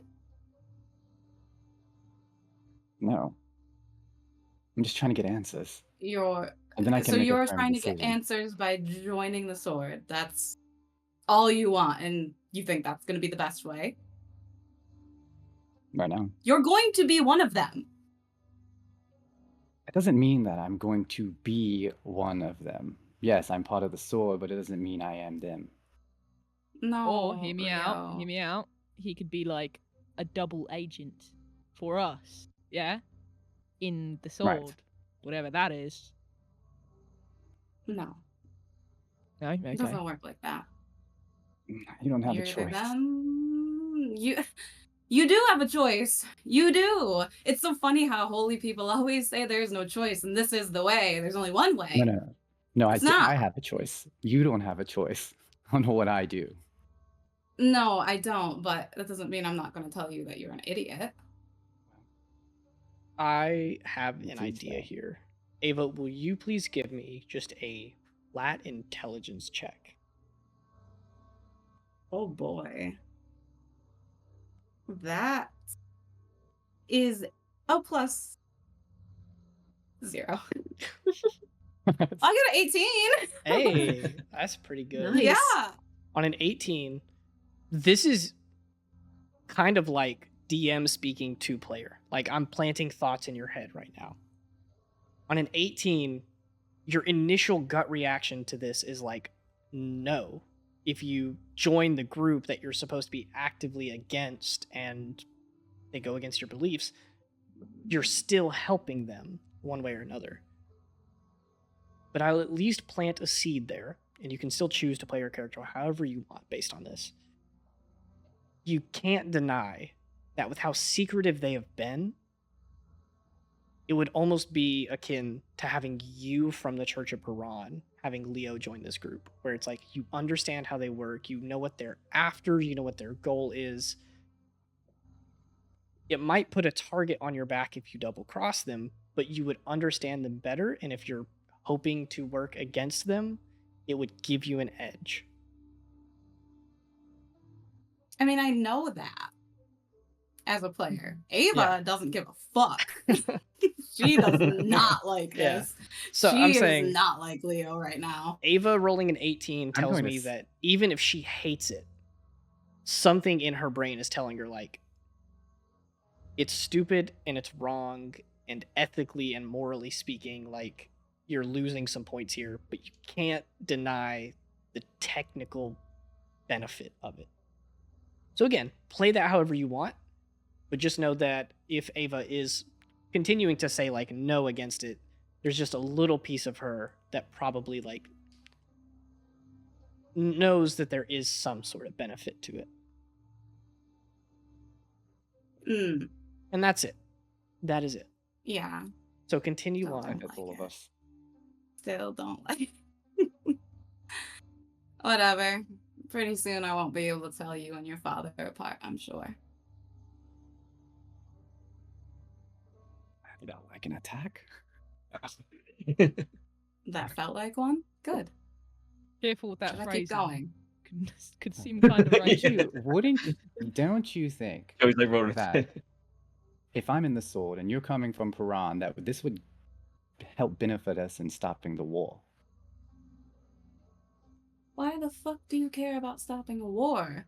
You Why barely don't even you care about care the about people stopping the closest war? to you. Don't tell me you care about a war. You only fucking talk to us when you feel like it and when you need us. How long did it take you to find Lucilda, Leo?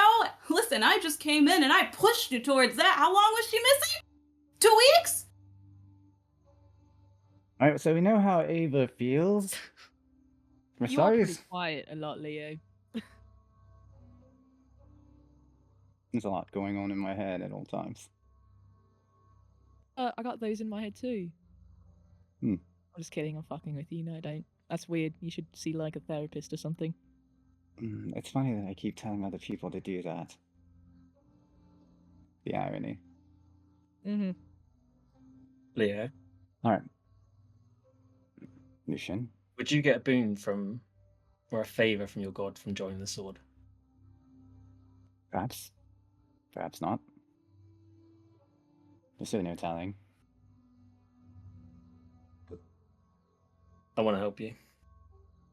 I mean, you want to help me. Can I join the sword? Whoa.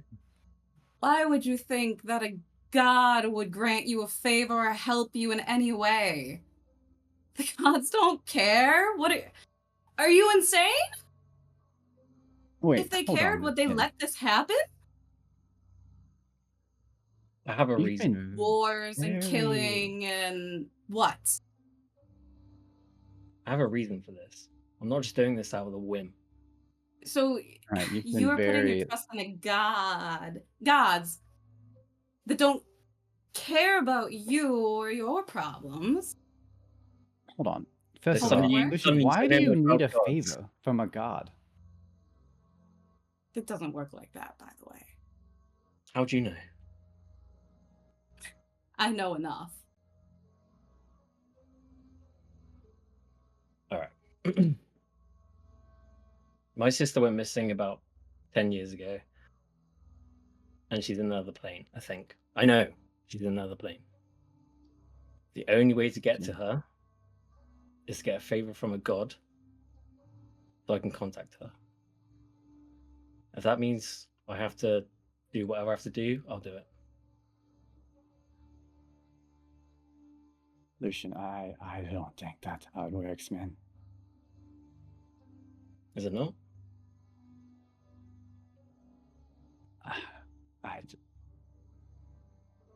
Religion doesn't work that way, man. I mean, maybe I don't know. I haven't been the like most holy when it comes to Cortez, but I guess he has answered me before. But I don't know, man. Well, Lucian, I do have a little suggestion for you. In fact, if you're willing to do all this, see, the Paran Church loves to grant blessings for a price. You could always pay your way into a favor, I'm sure. Works every time, I hear. You're saying Paran can travel planes?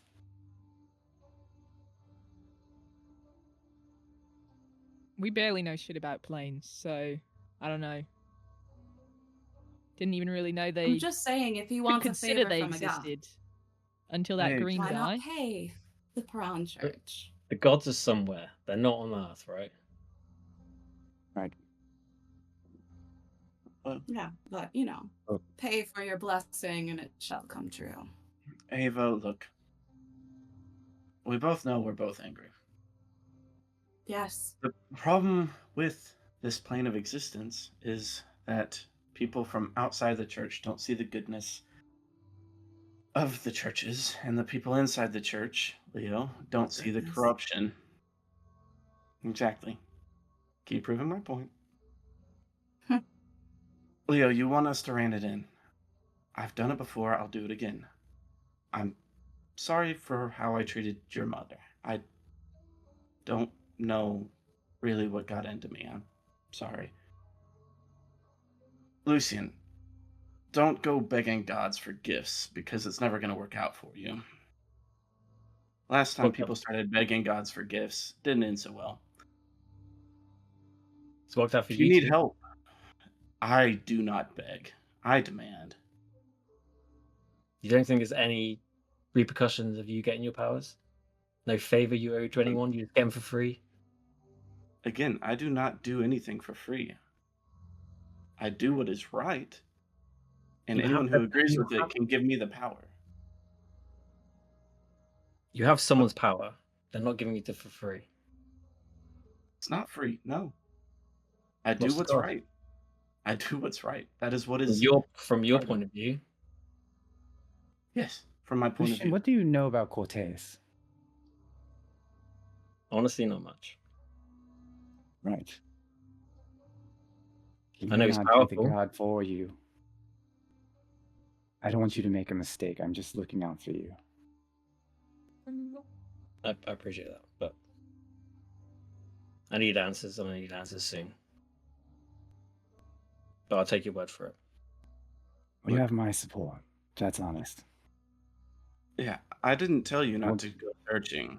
I'm going to help you search. Right. So I'm am just I. saying, don't rely on the gods. They're not always helpful.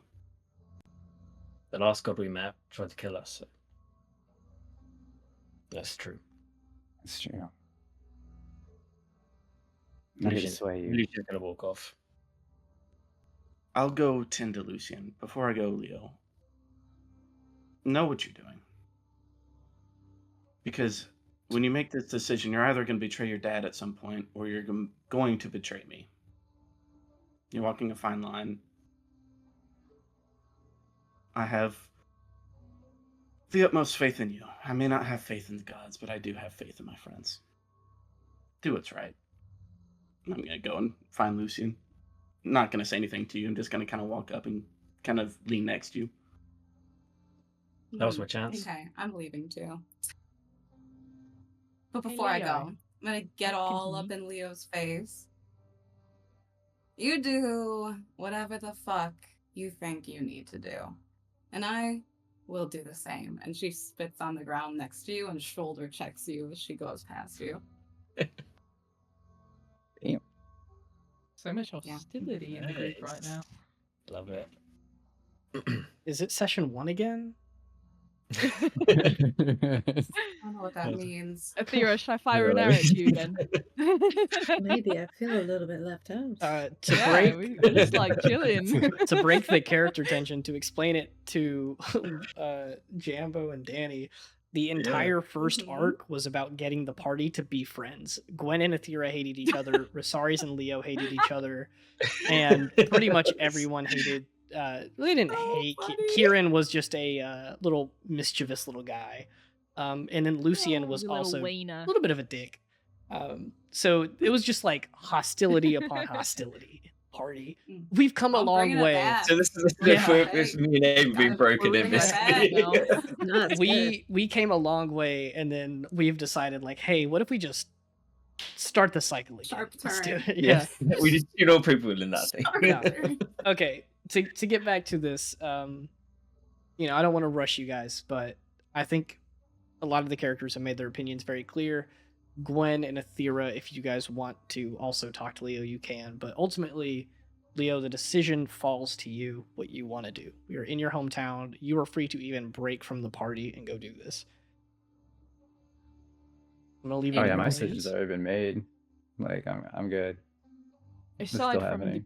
the group hostility, Leo. What, Gwen? You What? No. What?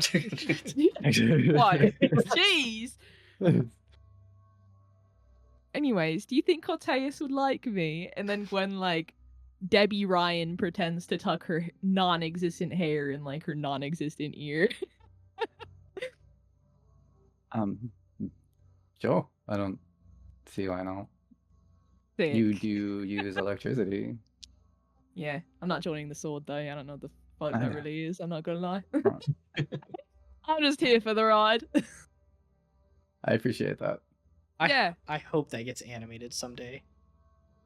This would be so great. Stupid little Debbie Ryan talk. Oh yeah, I guess that's it. Plans in motion. Leo, I know you want to do this on your own, but I also know that you're kind of doing this so that you can start getting information. If you want, I could sneak in while you're having the conversation and hide, my ability to pick things up is a little bit better. Maybe I could read some of your father's body language while you're talking. It's an option.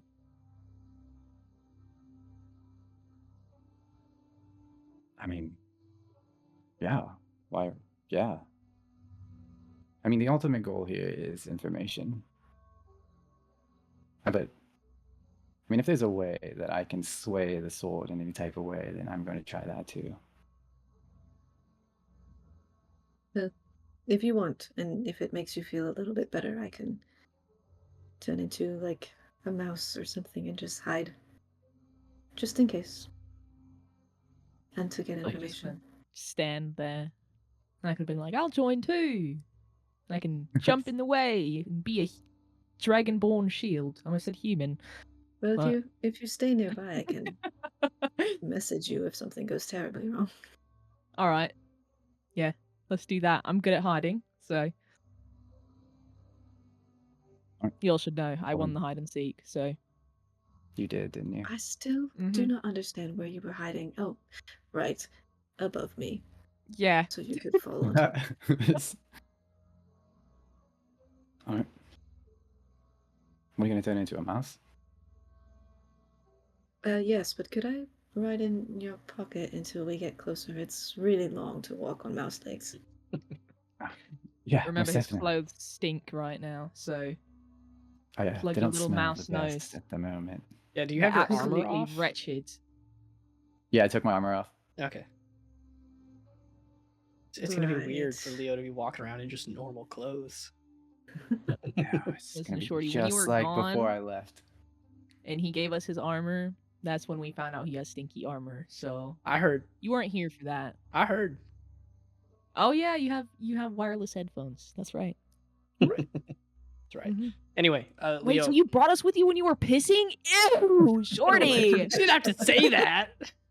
I didn't bring my mic. You're This just is... like the bard. Bro. To be fair, I was listening while I was pissing, so. Yeah, it was just me. Anyway, David, I'm gonna let you pick where and when you interact with your dad. I will give you his daily schedule that you know, which would be he wakes up in the morning, he eats breakfast with your mom, and then he gets ready for the day. He travels to the church. He does a little bit of more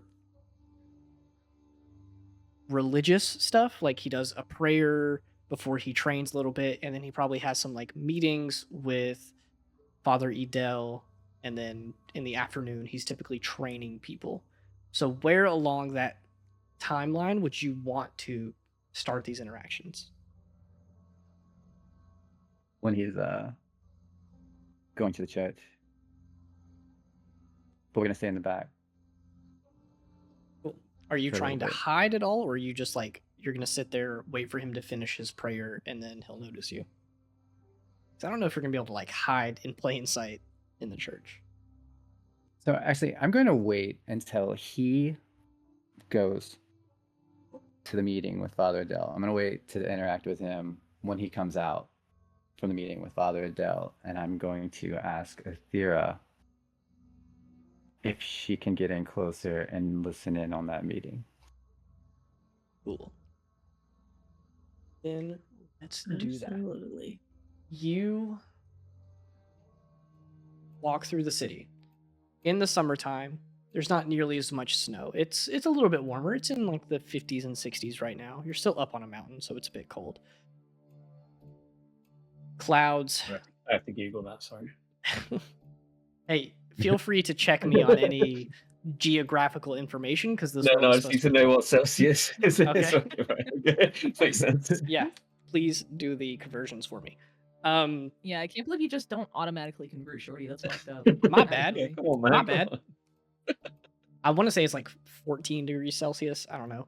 10. It's 10. 10. Okay, that was close enough.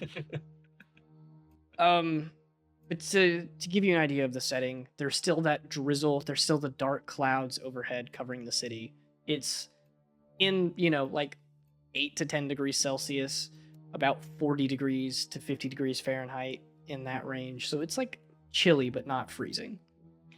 You're walking through, you kind of cover yourselves with your clothes, and you approach the large stone building that is the Church of Corteus, just outside of one of the circular plazas of the city, with the benches and lampposts and things like that. You wait until you know your father would be done with his morning prayers and things. It's probably close to 10 a.m. at this point. You walk in very quietly, gently shut the door behind you. You let Athera know you're here, and you kind of off to the side from this main hall with the stained glass picture of Corteus, with all of the altars where people can leave offerings, where people will ask for prayers and requests and notices of things happening near the city. You sit at one of the pews, and you have some time to sit there and reflect. Athera, you crawl out of his pocket. He whispers the directions to you, and you go down a little hallway, and then you find a closed door that you are just big enough to like squeeze through the bottom of. Nice. You go in. I'm gonna need you to give me a stealth check. Do little mice have any bonuses to stealth? That's a great question. I would assume your dexterity is like 18 or 20. I'm gonna give you I don't know if I'm gonna give you advantage without any extenuating circumstances. Okay. We'll say, let's say stealth. Your proficiency bonus, which is +3, plus, I don't know if this is right, but it says +1. For my stealth? Yeah. Yeah, my stealth is only +1. I was looking at the mouse stat block. Oh, that's funny. Yeah, but I don't know if it's right. So, oh, there we go. Rat. Close enough. Dex. Oh, that's +0. That's even worse. Let's say Oh no. +4 with your proficiency bonus. So a total +4. +4, and then if you have any other factors that you want to include. Yeah, I did. I don't know if you saw, but I threw in the chat that I cast Pass Without Trace before. Yeah, you can add that to it. Transformed, so I've got that. Okay. 24. Nice. Hopefully. I'm going to give you an idea of what you were up against. I rolled for Father Edel had the highest wisdom in the room. He is the cleric who taught Leo how to cast magic. His wisdom is at 20. He's proficient in perception. He has a He's not +10, looking for mice. and I rolled a 14. No, stop So it. He had a 24. You got a 24, but it's a meet it to beat it. You scurry into the room and you get underneath someone's foot right as they're like shuffling it, and you stand underneath their chair, run underneath the desk. You don't If I hear had that, I would have cast Joe. invisibility on you. you I walked off barely, for no reason. I walked off for no barely. You did reason. it. I You mean, did it. you rolled Oh, you did it? Oh. exactly what you needed to. Damn, that was close. Anyway, you hear a couple of voices, and I'm not going to do all of these voices, but I'll summarize the information for you. There's about 4 or 5 people in this room. There's Father Edel, there's Gorzander, and then 3 other people you've never seen before. You have no idea who they are. They are talking, and to summarize their conversation, they are going through some boxes, some shipments that have come in, and they're checking them. You know that it's a bunch of like papers, books, journals, scrolls, and like a ton of different reading materials that they're going through. A lot of them are picking one up, rifling through it, tossing it to the side, and then they're saying like, hey, this didn't work, this wasn't it, blah, blah, blah. And then after about 20 or so minutes, they kind of stop, and Gorzander, almost frustrated, says, okay, let's take a breather. Are we sure we're looking in the right place? Maybe Valenrun is not what we need to be looking at. He kind of leans back in his chair a little bit and points at a board that you see lining one of the walls where they have written a couple of names. There is Valarin/Valenrun with like a circle around it. There is Keel, Lasar, which has been crossed out. There's Indira, Sabrine, and then a couple other like names that you don't recognize. They're probably like villages or small towns or something like that. Each of those places has a list of names beneath it. Give me a perception check with advantage. Okay.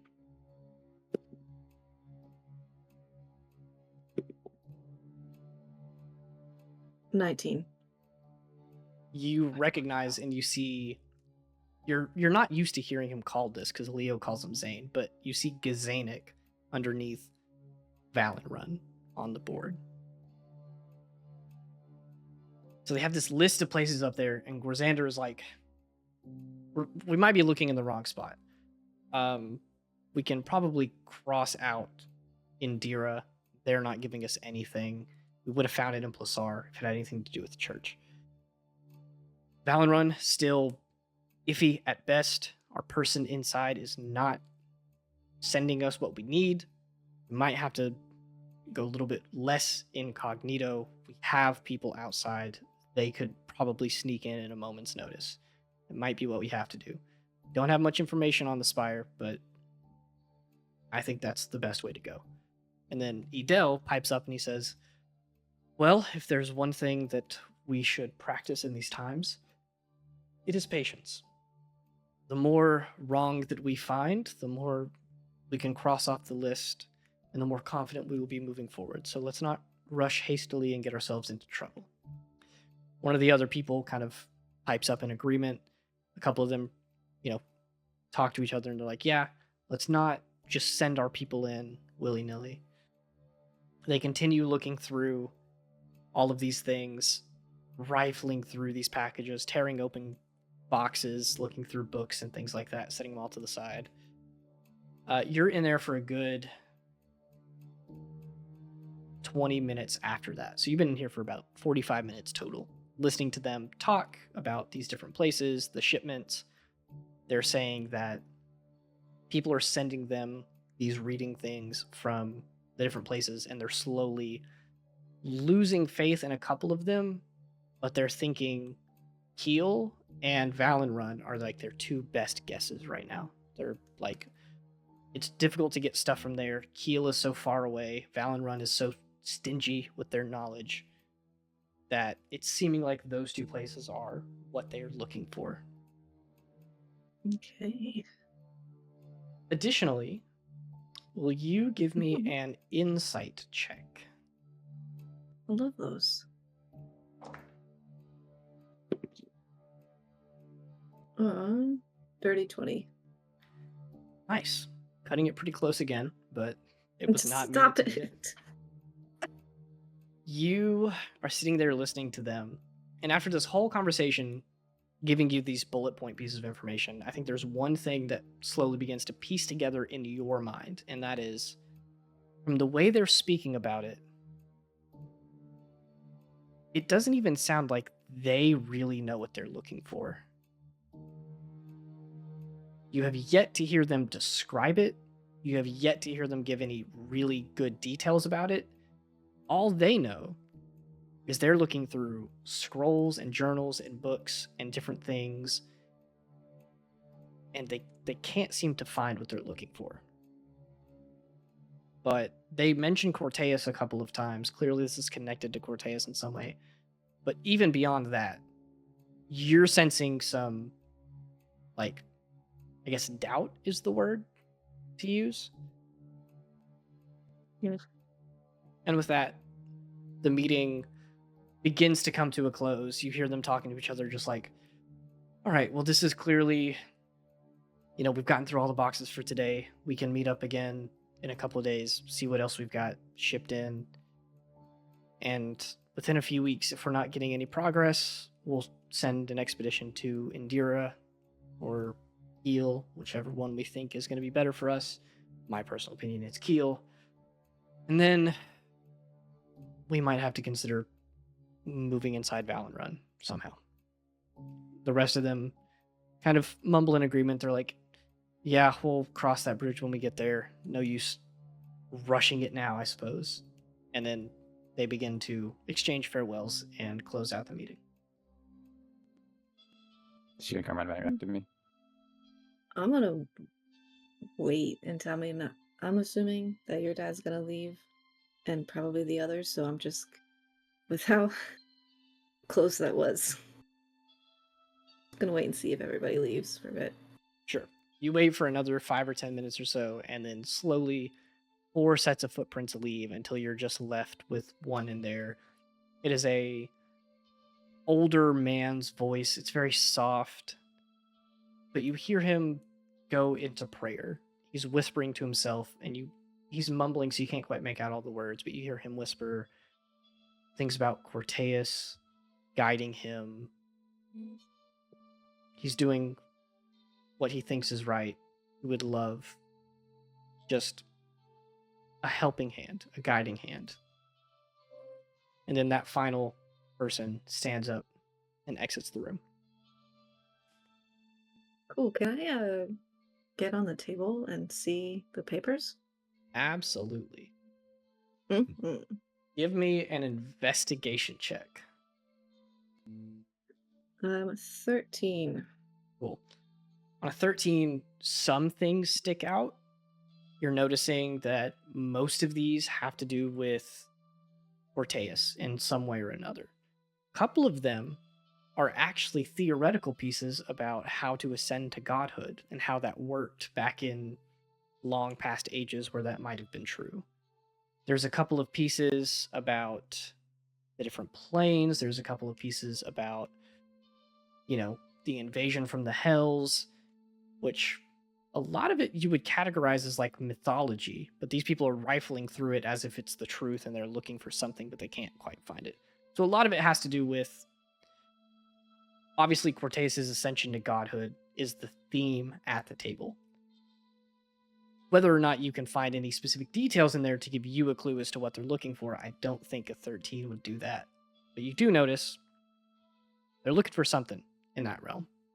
You don't know their purpose, but you do know that clearly they are poking around into the realm of Orteus' ascension, how it happened, where the gods went, if the gods are even real, Varameth's invasion of the planet, stuff like that. Cool. And then that board that had the names, was there like a map anywhere? Was that a map? They have like a rough world map drawn up there. It's not perfect, but it only includes Wisteria and Timera. And the places they have listed, they do have like circled on the map. But again, they have quite a few listed, and it sounds like they're narrowing it down. And at this point, they really only think Kiel and Valenrun are the two that they need to be looking in. Some of the other names were Plasar, but that was crossed out. They probably even mentioned at some point that, this should have been in Plasar. Indira's on there, but they don't seem super confident in that one. And Sabrina's also on there, but again, they're not finding much from there. Cool. Okay. Then I will attempt to sneak back out and hide somewhere near wherever Leo is. Cool. You sneak out. There's not really anyone there to see you, so that is totally fine. Leo. Skipping back in time just a bit. You're sitting in this front pew up here. What are you thinking and doing? In this moment, do you have any pressing thoughts? Do you pray to Corteus? You have like 45 minutes to an hour just by yourself alone in this church that you spent so much time in growing up. So please go ahead. Just let me know. What are you thinking about? I feel like my anxiety is through the fucking roof at this moment because I don't know what the fuck's going on. I don't know if she got caught. You know what I mean? So I think right now I'm probably literally praying to Corteus that nothing happens to Athera. So there's that, and then I guess after that, I'm like going through my head like what I'm even going to say to Cortez, or not to Cortez, to my father. Spoilers. And then I start thinking about the spire and the Sphinx. Yeah. I don't know. Give me There's a a lot religion going through my check. head right now. As you're thinking about all this stuff, you're standing in front of a stained glass mural of Cortez. Religion. I'd say 26. Nice. Jesus. Let's go. At some point, you don't know when it happened. You were deep in thought. You were worried for Athera. You're stressed about what this conversation is going to be like. You're trying to figure out these pieces, the spire, Lasar, everything like that. You eventually close your eyes, thinking hard about these things, and your entire mind just like gets so clouded that it becomes blank. All of the stuff seems to drop out. All you see is like a white haze. And eventually some of these pieces start to merge together. You don't know if this is kind of like the visions you've seen before or if this is just your mind playing tricks on you, but you see your father standing in front of a ruined placar, that spire from before stretching high into the sky, built out of ivory and gold, standing in the middle of the city. And up at the top, surrounding it, you see storm clouds, lightning rumbling inside. And then, after looking at the scene, a little confused, your father turns back towards you and he says, "Leo?" And you snap awake, your dad standing directly above you, talking to you. Like, "Hey, what the hell are you doing here?"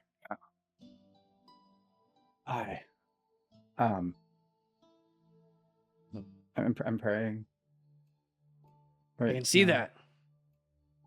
I called out to you like 3 or 4 times. I'm sorry. I came to see you, actually. Really? Our last conversation wasn't decisive enough? No.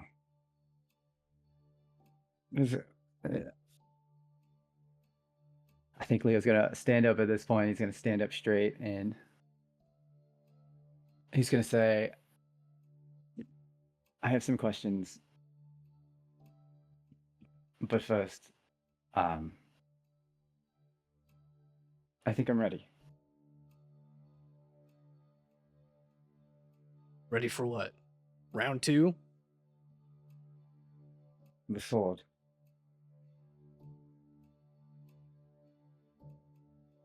You know, it's so strange. In the past year, I've seen you only ever in your armor, and the only time you come to speak to me about this, you are completely exposed. I have good faith. I'm not a literary man, but I see a metaphor when it's obvious. We can walk and talk. Follow me. We got to get to the training grounds. Recruits are waiting on me. Cool. He escorts you out of the building, holds the door open for you, and as soon as you guys start walking out, he puts a hand on your shoulder and he's like, "So obviously I'm not going to deny your request, but I would love to know what changed your mind." Have you ever gotten visions? No, that's you and Chancellor, Father Edel. That's you, not me. Well, I think lately I've been getting a lot of them. And there's one that stands out in my mind a lot, and it's of a spire. Yeah. That's all I got. I just keep getting it, and when I was sitting there in the church just now, I got it again. And it's the spire, and it's storm clouds at the top of it, and there's also like a sphinx somewhere. I feel like this is Cortez. I wouldn't know. I only feel Cortez whenever I am doing my duty and protecting the people that I care about. I'm not the magically adept person that you needed to train you. Like I said, it's Father Adele. It's not me. But if you think you're ready to join the sword, then I think it's about time that you start feeling Cortez in more ways than just magical visions and dreams and things. But, I mean, maybe there's something there. It's not for me to immediately dispute. Explain it in more detail. What's the spire look like? Where's it at? I don't actually know where it is. It's just it's white and it's gold, and it's extremely tall. Honestly, these visions, they come like riddles. As you're saying that, your father kind of slows down for a second, nodding his head along with what you're saying, and then continues his pace, walking with you. Go on. I don't know. Just and then there's storm clouds at the top of it. And not only that, there was one time I was on campus and I was praying to Cortez, and this was probably the hardest I've ever prayed, I'm going to have to say. And something happened. I do my normal prayer ritual where I set my necklace on the ground, the amulet of Cortez, and it was storming that night, and it was it started to levitate. And the next thing I know, I can do some extra things that I couldn't do before. Uh-huh. He kind of stops in place, thinking for a second. He says, if you're serious about this and you're willing to follow in your brother's footsteps, I think the recruits aren't where we should be heading, but maybe back to Father Adele. But we can find him in his office at the church. To run this by him. He is the only person who could really explain that sort of thing. Sure.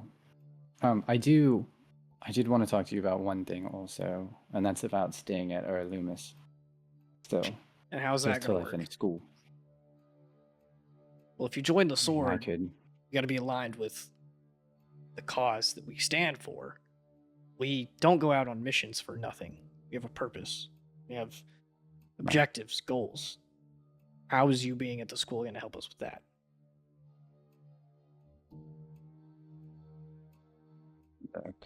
I gotta finish school, and it's gonna help me become more powerful, most definitely. But I could, if I have to, I will go out whenever I'm called. We'll talk And do the to missions. we'll talk to Father Adele. We'll see what he says, and if he thinks that's a good idea, maybe you could bend my ear about it. But I could whip you into shape better than lousy adventuring school could. I've gotten more visions at this school than I've ever gotten here, Father. Visions don't get jobs done. I do. I'm going to be completely honest. That sounds a lot like you're undermining Cortez. It would be far from me to do that. Which is why I want to go talk to Father Adele.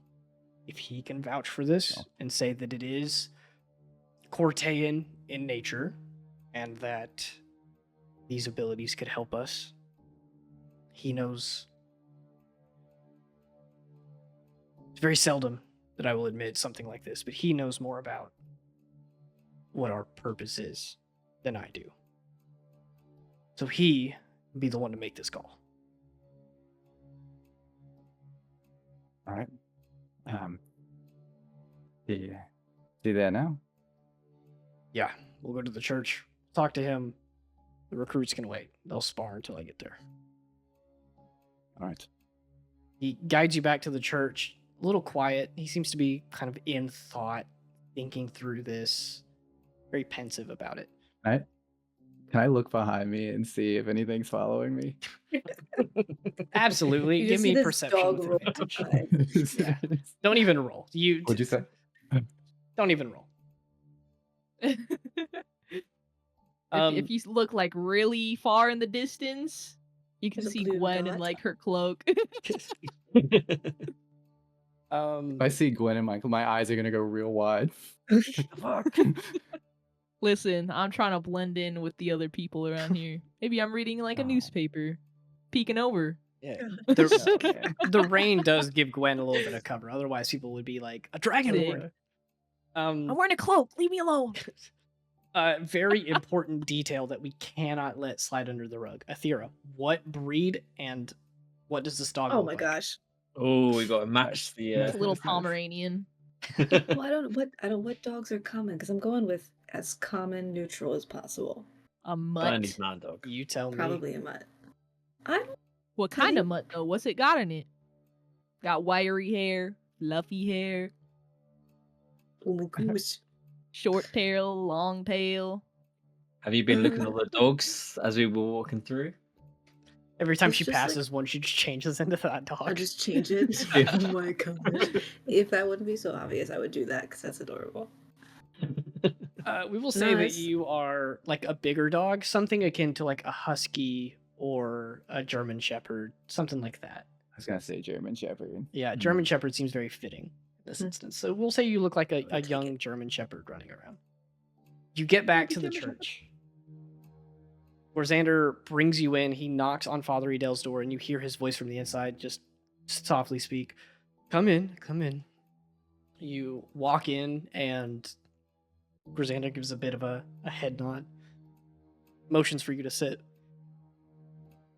He says, Father Adele, Leo came to me with some pretty good news. Sounds like he's interested in finally joining up. A couple of issues along the way, though. I'll let you describe this, Leo, but apparently he's been getting visions, and I would love for you to give your insight onto such a thing. And he also would want to stay at Loomis for his time in the sword. Now, perhaps you could be a better judgment of me, but I'm able to whip our recruits into shape much faster than the school seems to be doing. But I will defer to your judgment. Father Edel sits at his desk, kind of leans forward a little bit, and he says, "Well, let's start with the vision, shall we? Leo, please do explain what you've been seeing, how it's felt, what's caused it. As much information as you can will help." Sure. Do you want me to relay like everything that I just said again? Bullet point list it for me. Like, what are the main things that you want to talk to him about? The spire, the Sphinx, and the amulet. Are you saying that you saw the Sphinx in a vision or that you met the Sphinx? That is a very important distinction. I'm gonna say that. Fuck. You know, I'm gonna roll this one out.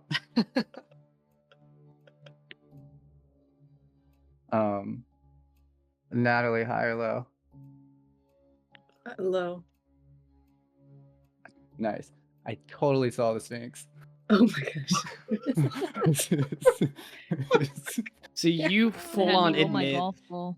Oh, You no. tell Father Edel, you say, I've been having visions of this spire. I visited Pulsar and I met the Sphinx there. I had this strange prayer where I was levitating and my necklace was levitating and it felt electrified. All of this is happening and I want to join the Sword Bastei at Erlumis. And Father Edel looks at your father and he says, well, if I'm to be honest with you, Gorzander, it seems that your son is potentially quite an asset to us.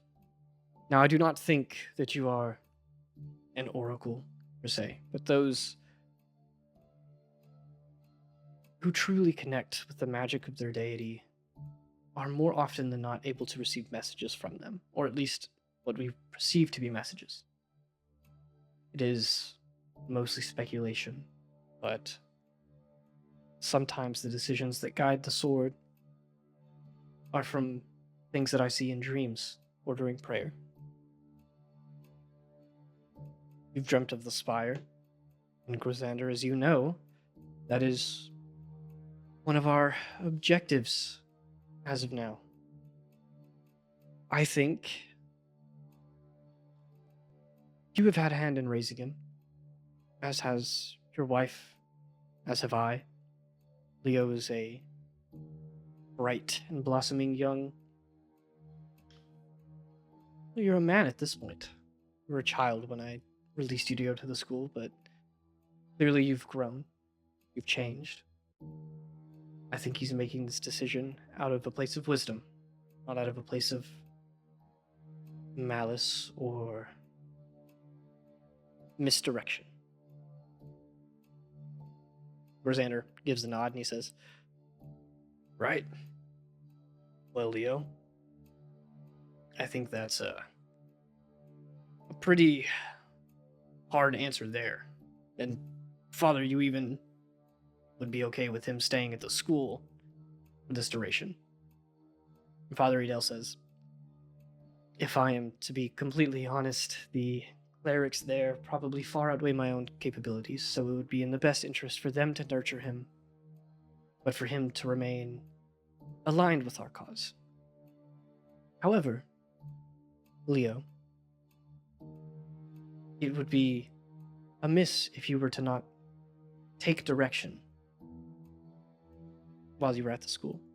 It will give you things to look into, skills to pursue even, and you will be expected to follow them if you are to remain a member. And then when the time is right, much like any other member, in order for you to become a full-fledged part of the sword, you will take the pilgrimage yourself. You will climb to the top of the mountain. You will experience what your brother has, and you will return changed.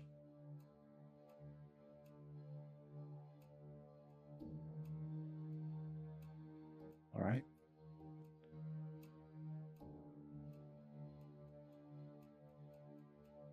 Rosander nods and he says, right. Well, that was pretty easy. Sure. You're going to become a member. In the meantime, like Father Edel said, one of our primary objectives is we're looking for something, and I can't give you all the details, especially not since you haven't taken the pilgrimage up the mountain yet. But your brother is actually stationed not too far away from your school. He's outside of Valenrun, looking into the Cloud Spire.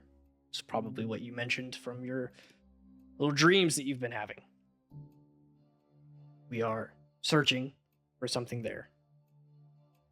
In the meantime, I would like for you to look through your school's library. If there's a restriction section, look there. If there are books that are not permitted for students, start there. But anything that involves Orteus, him ascending to godhood, anyone ascending to godhood, Barameth, their battle, or any names connected with Corteus extending from there, send those to us. You can make a copy of it. You can send us the real thing. Whatever the rules at the school are. Originals are preferred. All right. Cool. You have your mission. I have a question. I have an answer. What do you know about getting to other planes? He stifles a laugh a little bit. Roll me an insight check. With advantage. This is literally like your two dads almost.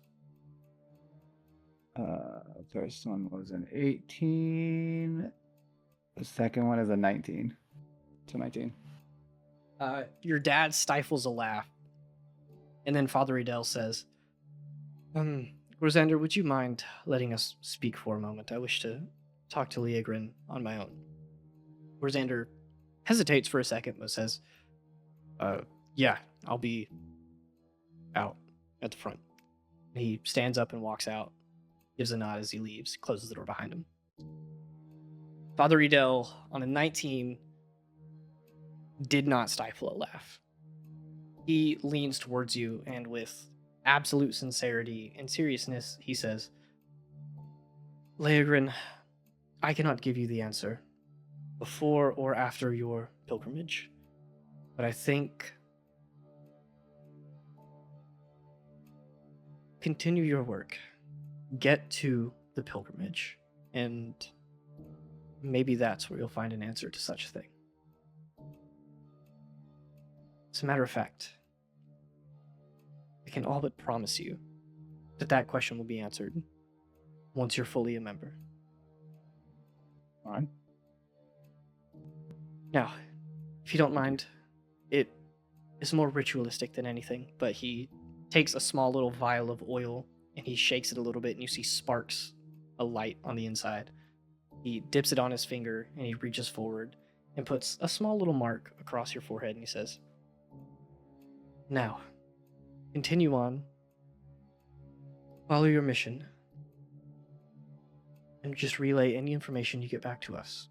And when you are strong enough, when we believe you are strong enough, come back. You can take the pilgrimage, and you can join your brother and your father, and be a member without restriction. All your questions will be answered. No holds barred. All right. Thank you, Father Edel. Of course. Go forth. Do great things. In Cortez' name. He gives you a nod. You exit out the room.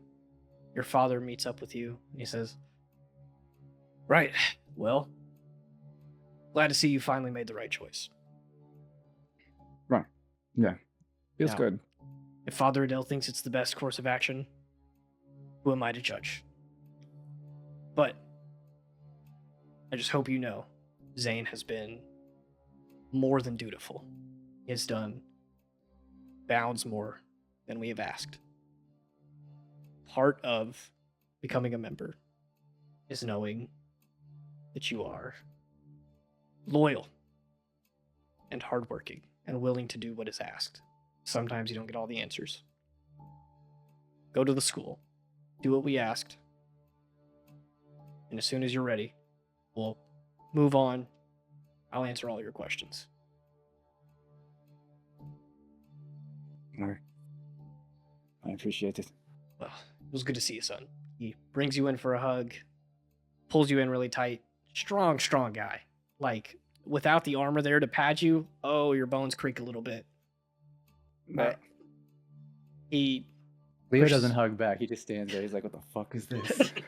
he pats you on the shoulder a little bit. He's got like a grin on his face that he can't get off, and he's like, ugh, Leogrin, I've been waiting for this day. If you see Gazanik, let him know. I will. All right. Well, you go back to your school. I gotta go train some recruits. I'll see and talk to you soon. I sure hope so.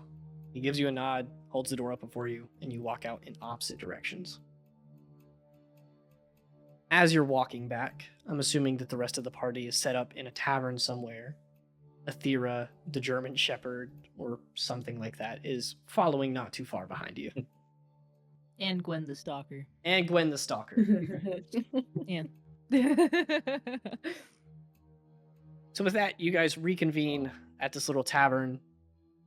Athera, you find a corner to like wild shape in, like an alleyway, so as to not bring any attention to yourself. Gwen, give me a stealth check with advantage. Aw, shit. Yeah. All right. Does Athera have like Come on. slightly pointy ears after? Where's my stealth? Make a at? performance Oh, there check. it is. All right, Shorty. 14 plus 6. 20. Yeah. A couple people give you side eyes, but no one ends up busting your cover. You all reconvene. You meet in this tavern that Leo picked out. You all sit down, and Leo is. Why am I describing it? You describe Leo's body language right now. Is he nervous? Is he excited? Is he pissing his pants? What's going on? He's a novice boy. He's probably fidgeting. I'm most definitely fidgeting a lot. So you could definitely tell he's nervous. Like it's outward I was right. at Damn. this point. So that was Oh, you're ready. crazy. What? Oh no. No, you're back. You're back. You're good. You're good. What? Okay, wait. Yeah. All right. Yeah. What did you? I thought you got caught. I was so scared. It was like 45 fucking minutes. I know they talked forever. But it was a lot of information. Let's see. Well, they're hunting for something. We kind of already knew that, but they seem to think they can find it in journals and papers and different books. They had boxes of papers that they were going through, and most of them were about Corteus ascending to godhood, pieces about the different planes. They seem very interested in the battle with Verameth. And then they've had a list of places, I think, that they're investigating. Plasar was crossed off. But they seem most interested in Valenrun and Q? Quil. Mention? Yeah. Yeah. But it's Q. So do you think the Sphinx was lying about him having the item? I don't know. Yeah. I mean, it could be that the sword is wrong and they're going to the wrong places. Or the Sphinx lied. Can a but they Sphinx also- lie? I don't know much about Sphinx. No, so They mentioned Aspire. All right. That Um, seems to be the objective from what they told me. Aspire. One of What the way? objectives. They didn't say, Okay. but Yeah, I mean, that was pretty much it. It just, overall, it seems like they're almost as confused as we are. And they don't really right. quite know what they're looking for, or haven't had much luck. Are we looking for information or an item? I don't know. I would assume an item with the way that they've been acting. Right. Why Also, would you hide it? Why would you hide it behind a thing if it wasn't an item? Right. Right. so I'm going to have to take the pilgrimage at some point. But I'm going to look Do at you- Lucian. Father Adele said that I would most definitely get my answer for traveling planes at the end of my pilgrimage. I need those answers. I know. I'm working on it. I promise you that.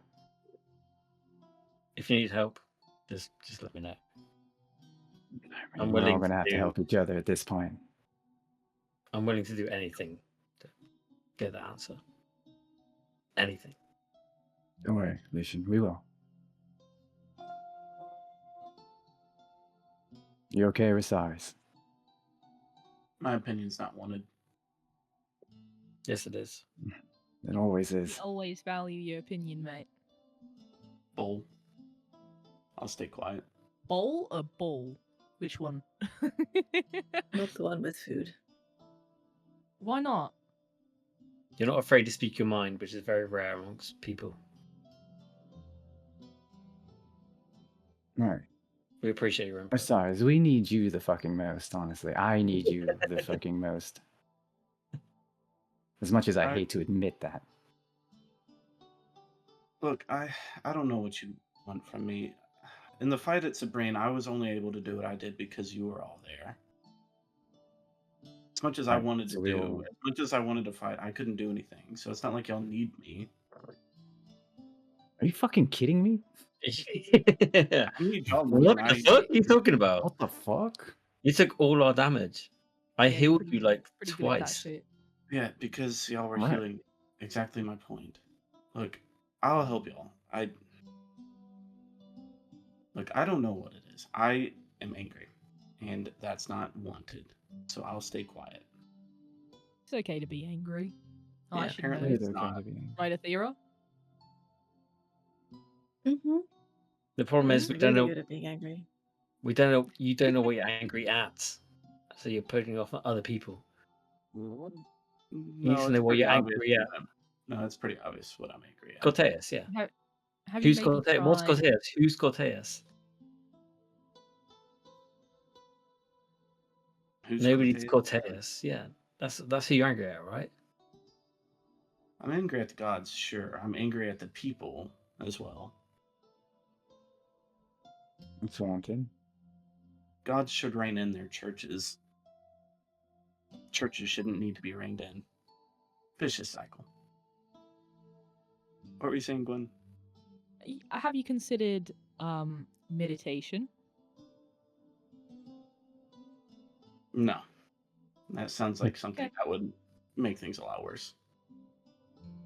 You're supposed to empty your head, though. You're not. Not There just is keep mindfulness. It's thinking. the opposite. Isn't Right. it? Look, I'm here if y'all need something to be smitten. I don't care. Look, it Love took you, all of us Rosaries. to get this far, honestly, and we've done it, you know, mad at each other, but we've done it together, all of it. And I'll help you. Whether you like it or not, we're a team and we all need each other.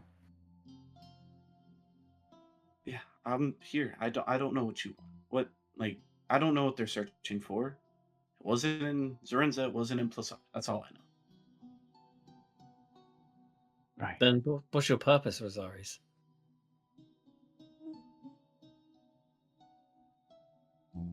What do you mean? What's my purpose? What are you trying to achieve? To make sure what happened to Bean never happens again. And I'm failing at that. What we're trying to do is trying to do exactly that. We're trying to find Right. out what Corteus wants. I've been saying I will help y'all. I'm saying I don't know how to help y'all. I don't know what we're doing. I don't know what the plan is. I don't know. I don't think The any of plan us know what a plan is, honestly. We're just going. Point me at the enemy, I'll go. That's the best I can tell you. Right You now, I know- think the more answers that we get, the better off we're all going to be in figuring it out. There's a reason Corteus went for your village. And that's what we're trying to find out why they went there. My Exactly. best guess is your dad knew that your uncle was going to oppose him, and he didn't want anybody opposing him on his mission. Leo, give me an Yes, insight well. check, real quick. Just a casual insight check. DC 12. 11. Shit. With advantage? Who said that? I did. I mean, you did. Okay, said it. Cortez spoke said to you. it. Oh yeah, Cortez said I had advantage on this. You know what? It's a boon from my god. Sure. Advantage. But you have to hit a Wow, Wow, you're 14 so now. lucky. I hit a 19. Ooh. Nice. Okay. Santa gave it to him. Okay. Thank you, Thank you, Cortez. Cortez. On a 19. Rosari's just said it. 2 pieces of the puzzle with Zarinza at least, you can click together and make an assumption about. You have no confirmation with this, but you're like, I think this is the answer. Your dad so very clearly wanted you to be a part of the sword that he pushed you away until you ended up joining. And that was the nicest he's ever been to you. That was his brother. You don't think it was just because his brother was opposing him. It's because you think his brother was either a part of the sword that broke off from it, or a similar situation to yours, where your dad wanted your brother to join so bad, and your brother learned about it and didn't like it or refused to join or something, and it ended up with Zarinza getting destroyed. But he still could not be brought to kill his brother. The city was destroyed. You know that Valgaroth was there in Zarinza. Pretty much everyone else died, but he didn't. So out of character, basically, Leo is putting us all in danger right now. He's pretended to join a group. I If it mean, goes wrong, that's not what I'm saying, but that is surely how you could make an assumption based off the information I gave you. Oh, fuck. And y'all thought Abel was Not bad. what I want. Not Yeah, what I like want. come on. I said it the Go whole on. time. This is so stupid. You're gonna kill us all. yeah. Oh, we could change everything. Anyway, the Or point that I no, want to we're make with dead. that is you're seeing it now in full-fledged practice. The destruction of Zarinza was the peak of your father's love. Rosaris is seeing yeah, what yeah. happened to his. Yeah. What was that? Nothing. That was an internal thought. So, if you're wondering why I'm so angry, Leo, it's because my village had to die so your father could feel better about himself. Are you saying that whatever Leo has to do now to join the sword and pretend he's part of the sword is what your father did? I'm not saying that. I don't know how to join it. I just know the tendencies of extremist groups tend to not be very good. Well intentions mixed with bad results make people blind to their own mistakes. I don't know how or what's going to happen, but I'm not going to let that happen again. And I'm sure Even your if I father. do have to fight my father. Well, when that time comes, let me know. We can die together. I appreciate that. I don't. I've been living in fear of that day for a while.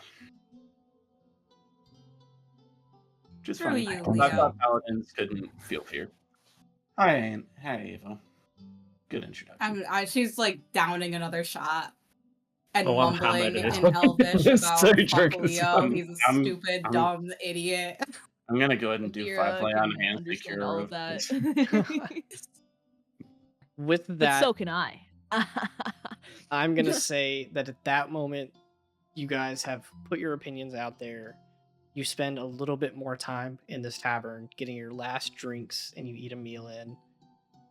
And you begin packing your things up and probably heading back to Uralumis. You got a long summer ahead of you. This is just one of many stops you plan to make, but clearly it was one that is probably going to have some lasting effects and is causing a bit of a rift in the group, but we'll see how that pans out. Maybe it was a good choice, maybe it wasn't. Who knows? As of right now, the only thing that's been really asked of Leo is to share with the sword the information that the school has, restricted or not. So with that, that's going to be it for this week of Loomis. We will see you guys next time, hopefully getting to Gwen leading us through her hometown in Eorsha, Yeah. the wicked big bad forest land. It'll be fun. It'll be great. So, thank you guys for watching, and we will catch you next week. Bye. Bye.